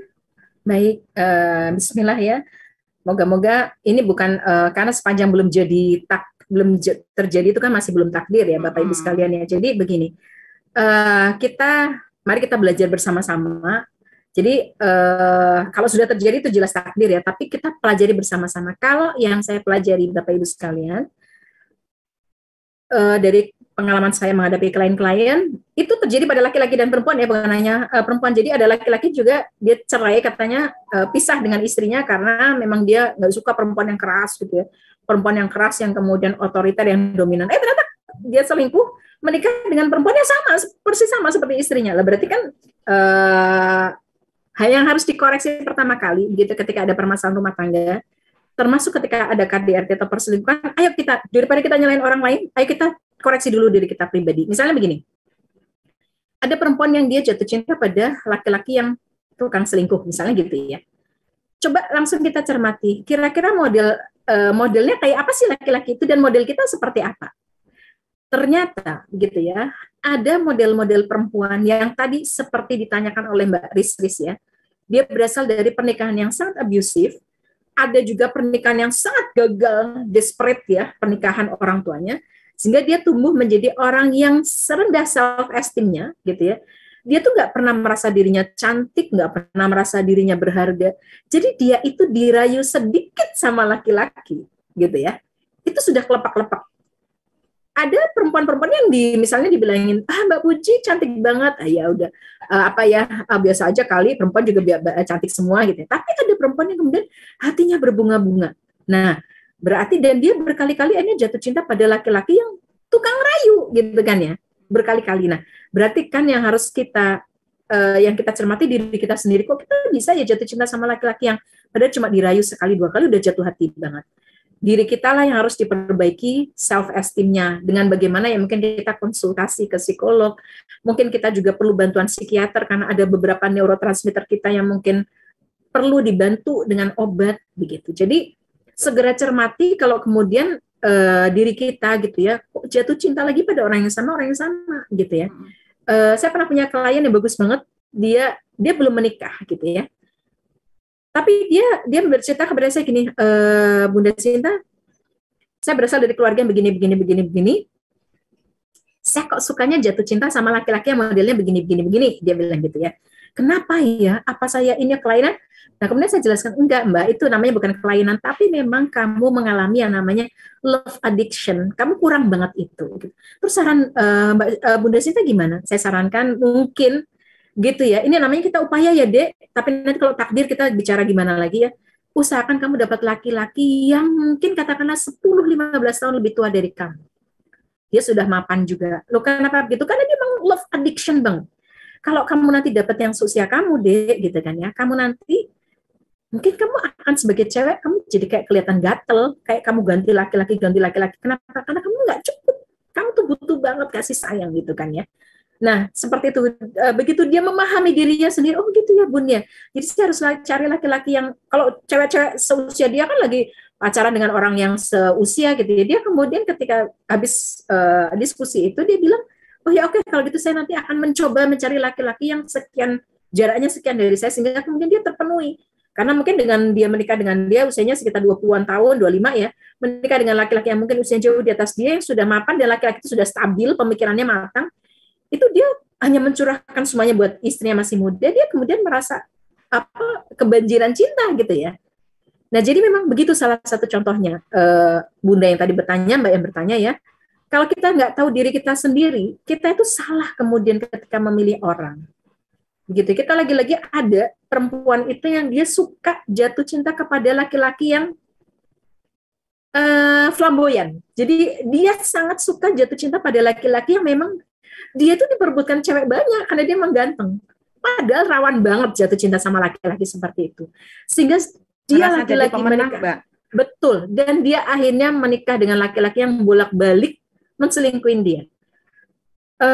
Di situ kita bisa, udah memang laki-laki yang berselingkuh jelas salah ya, tapi kita coba introspeksi sebagai diri kita perempuan, kok begitu lagi ya aku jatuh cinta, harusnya kan begitu ya, tapi memang perempuan itu memang dominannya itu seperti itu ya, Mbak Puji ya. Dan Bunda yang tadi bertanya, nah pentingnya tadi catatan ya, kan kita perlu mencatat, dulu aku jatuh cinta menikah dengan laki-laki yang begini, aku ketemu dia di gini, kemudian kata-kata dia begini, coba nonton Tinder Swindler ya, itu ternyata polanya sama gitu ya. Jadi kalau kemudian kita dulu gagal menikah dengan laki-laki yang pertama, kita punya catatannya, oh ternyata begini ya aku dulu ditipunya, oh ini. Kalau bisa nih nanti aku menikah untuk yang kedua, bukan dengan laki-laki yang begini lagi. Tapi memang beberapa kasus, karena memang yang diobati bukan dirinya sendiri, baik laki-laki atau perempuan itu ini jatuh lagi pada tangan yang tadi, yang laki-laki jatuhnya sama perempuan yang modelnya begitu-begitu lagi, yang istri juga perempuan jatuhnya pada model begitu-begitu lagi. Makanya alhamdulillah kalau kita melihat ada beberapa pernikahan yang sampai berulang, sampai ada yang 3 kali baru dapat, mungkin di kali ketiga dia mulai benar-benar sadar ya, oh ternyata aku dulu salah ya.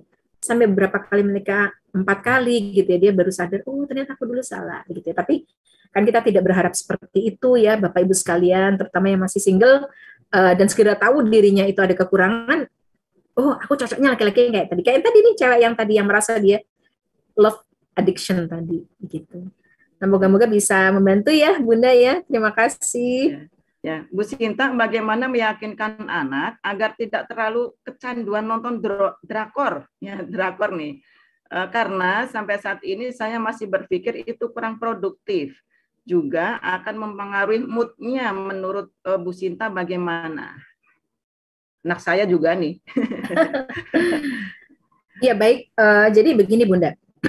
Ketika anak-anak terutama remaja ya, ketika kita bilang kamu jangan makan es krim dong gitu ya, maka padahal dia sudah kecanduan banget sama makan es krim, maka yang kita atur adalah kita memberikan alternatifnya gitu ya. Misalnya alternatifnya, kamu kenapa sih suka es krim? Ya dingin enak. Kan bisa diganti nih dengan misalnya gelato yang isinya adalah misalnya buah-buahan nih, es krim buah-buahan gitu ya. Karena kita mungkin ngelihat anak kita mungkin sudah dia badannya sudah agak gemuk, tapi kalau sukanya coklat es krim, kita gantikan gitu ya dengan alternatif. Tapi kemudian yang alternatifnya juga kalau kebanyakan juga jelek, kita kurangi lagi nih. Daripada ini ganti nanti ya, kan kamu sukanya dingin-dingin, ganti dong misalnya mama bikin sirup pandan sendiri gitu ya. Ini gulanya dari gula, misalnya dari gula kasava dan segala macam. Jadi alternatif dari kecanduan kepada alternatif, dari alternatif kepada sesuatu yang memberikan pilihan-pilihan, nanti akan mengurangi sedikit sampai kemudian nanti dia mulai menghilangkan. Jadi begitulah dengan kita ketika menghadapi sebuah adiksi begitu ya Bunda. Kalau anak sudah senang banget dengan drakor, suka banget dengan K-pop, nanti hari Ahad nih saya mau cerita tentang ini ya, tentang ada apa dengan K-pop gitu ya, bareng sama Kemuslimahan Akbar Pens ya kalau nggak salah. Alternatif dulu gitu ya. Jadi misalnya kita harus tahu anak kita suka es krim apa yang dia sukai gitu ya. Oh dia sukanya coklat, gantinya apa ya coklat? Oh dia enggak, kok sukanya vanila, sukanya es krim buah. Wah enak nih, bisa diganti dengan gelato tadi misalnya gitu ya. Nah kalau kita hanya bisa melarang Bunda untuk anak-anak zaman sekarang, Saya khawatir gitu ya, saya khawatir. Dan itu pernah terjadi pada anak-anak saya pribadi gitu ya. Dia nanti diam-diam konsultasi pada orang lain yang kita nggak tahu track record-nya apa. Misalnya dia nanya, anime apa nih yang lagi ngehit sekarang gitu ya. Dia kalau animenya bagus yang dia tonton, misalnya katakanlah kayak Attack on Titan gitu ya. Drakor apa? Drakor sekarang itu mengacu pada Amerika ya, sehingga kalau drama Korea yang dulu tuh banyak yang bagus, yang lebih ketimuran. Drakor sekarang banyak yang mengacu pada Amerika, di mana Amerika tuh suka mengekspos adegan rancang dan juga kekerasan gitu ya. Kalau kita tahu, maka kita akan bisa ngasih tahu, sebagaimana kata Umar ya, begitu kita tahu keburukan, kita belajar keburukan, kita bisa ngasih tahu. Ketika saya waktu itu dengan teman-teman ya di sini, ada itu namanya Better Youth ya, Ustadz Aik ya, itu kita bikin tentang Squid Game, kita kasih masukan, kita bikin seminar gitu ya. Squid Game apa yang bagus gitu ya. Tahu sendirilah kalau Korea gitu ya, itu selalu memasukkan unsur budaya Korea sampai mainan ya. Mugungwa, apa Cipiot, Semenida gitu ya.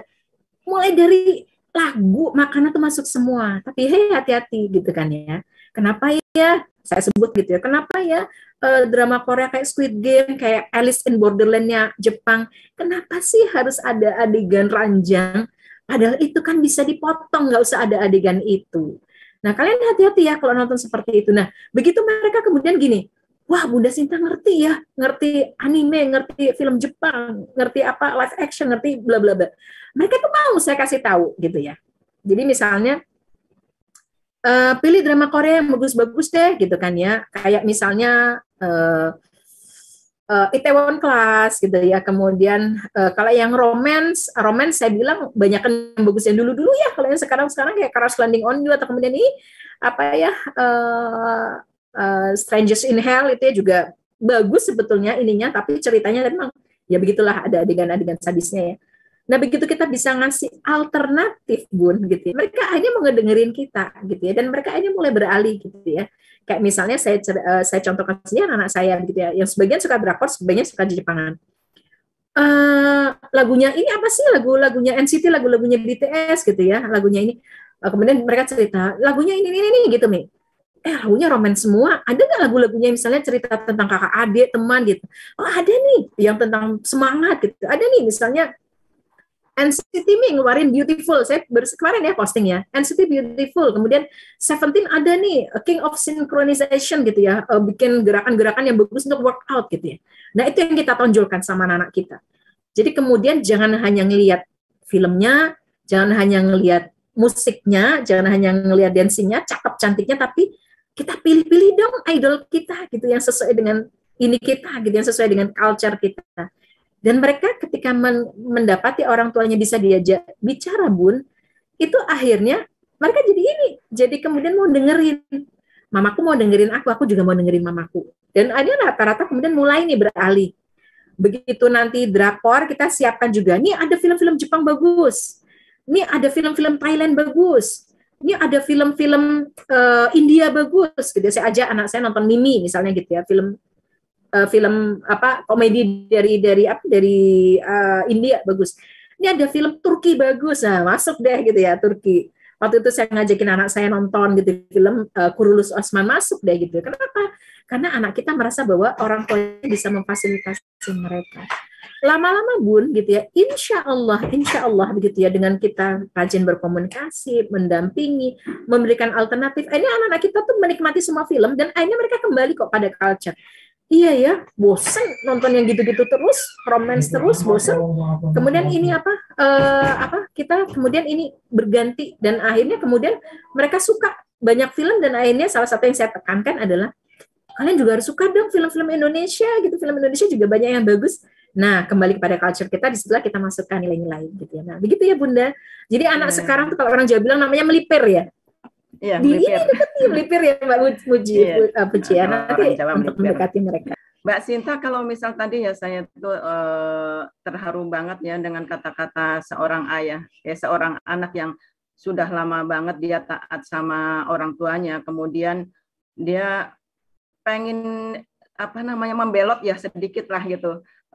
Masa dengan satu ketidaktaatan akan menghilangkan sekian puluh tahun aku sudah taat, itu saya terharu banget. Kalau misalkan Mbak ada seorang anak yang sama dengan itu, terus dia itu pengen menikah dan pilihannya gitu ya, pilihan calonnya itu seorang gadis yang belum pakai jilbab ya, dan ini ibunya itu merasa ya Allah, kok calon mantuku nggak pakai jilbab ya gitu ya. Nah ini apa sih, anak itu mohon gitu ya, mohon untuk direstui. Bagaimana ini Mbak Sinta? Ini banyak nih ibu-ibu yang sudah anaknya dewasa ya. Bagaimana kalau ada kasus seperti itu, Mbak? Assalamualaikum warahmatullahi wabarakatuh. Waalaikumsalam. Ibu, ada seorang ibu yang pekerjaannya salah satunya adalah sebagai jembatan komunikasi antara anak laki-laki dan ayahnya.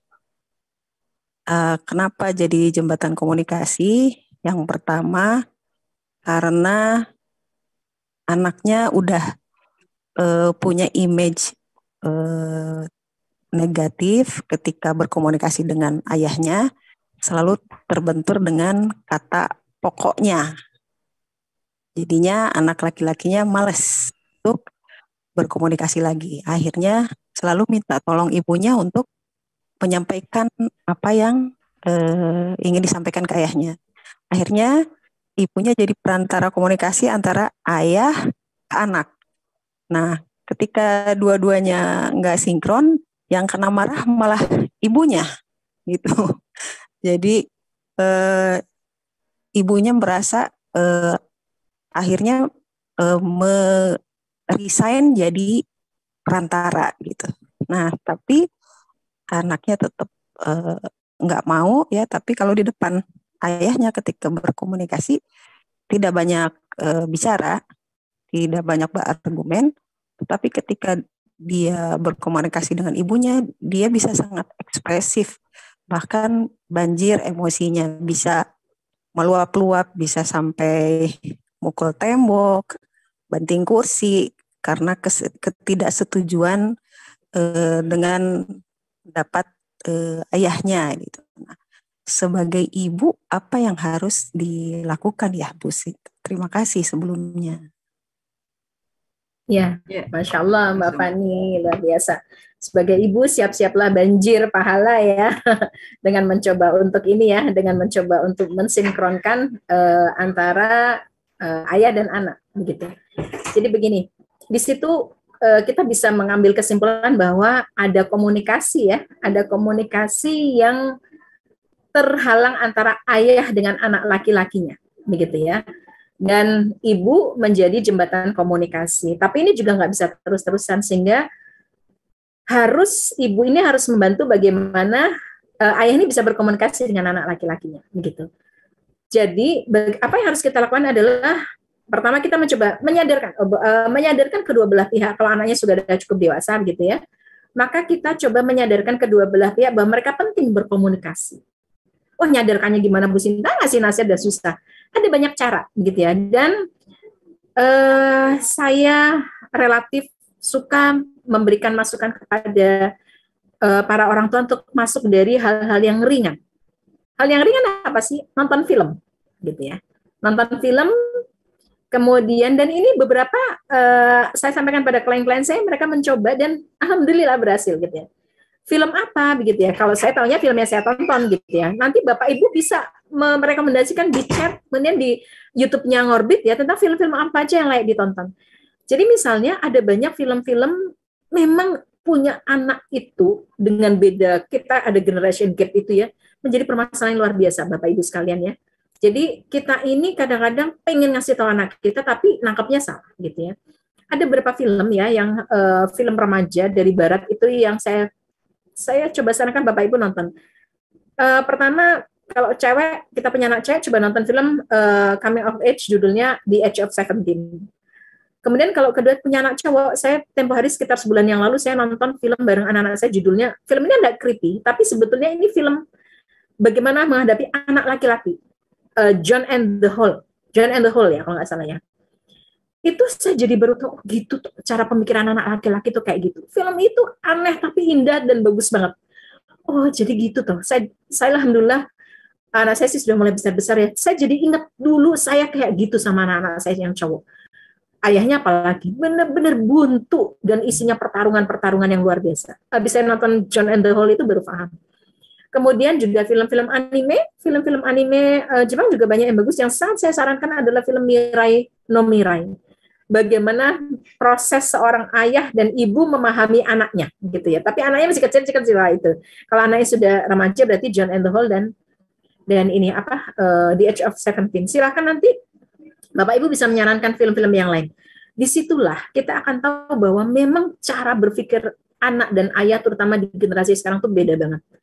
Dan itu kalau nggak coba ada yang menjembatani, masing-masing kemudian buntu, apalagi kita sebagai orang tua yang merasa benar sendiri, dan kita pakai doktrin bahwa dalam sejarah apapun, dalam agama apapun, anak harus berbakti sama orang tuanya. Nggak boleh itu, bahkan bilang bilang aja nggak boleh gitu. Kita pakai dalil itu aja dalam Al-Quran. Wah, anak kita bisa durhaka semua. Na'udzubillahi min dzalik, dan kita nggak ingin seperti itu. Nah, bagaimana kita cari? Kalau ada orang tua yang kemudian mendekati anaknya, saya masih ingat ada kasus seorang ayah yang keren banget. Dia itu nungguin anaknya main bola. Anaknya suka main bola gitu ya, dari sore sampai maghrib, kadang-kadang mepet maghrib. Dia tungguin terus anaknya main bola gitu ya. Saking dia itu supaya dia tuh bisa nemenin anaknya dan punya time untuk kemudian diskusi. Ada anak yang nunggu ayah yang orang tua yang nungguin anaknya nonton konser. Jadi saking kenapa? Ingin tahu ini gimana caranya aku, dan memang nggak mudah gitu ya. Nah, kalau yang paling dekat memang itu ya nonton film-film itu ya. Atau kemudian banyak membaca buku tentang bagaimana. Ada buku bagus judulnya Gen Z karya John. Aduh ya Allah, astagfirullah, itu yang nulis bapak dan anak laki-laki. Di situ saya ketawa bacanya, kenapa udah diterjemahkan dalam bahasa Indonesia. Itu bagaimana memang beda banget gitu ya bapak sama anak sekarang itu gitu, dan itu menjadi buku yang bagus banget. Ayahnya tuh pakar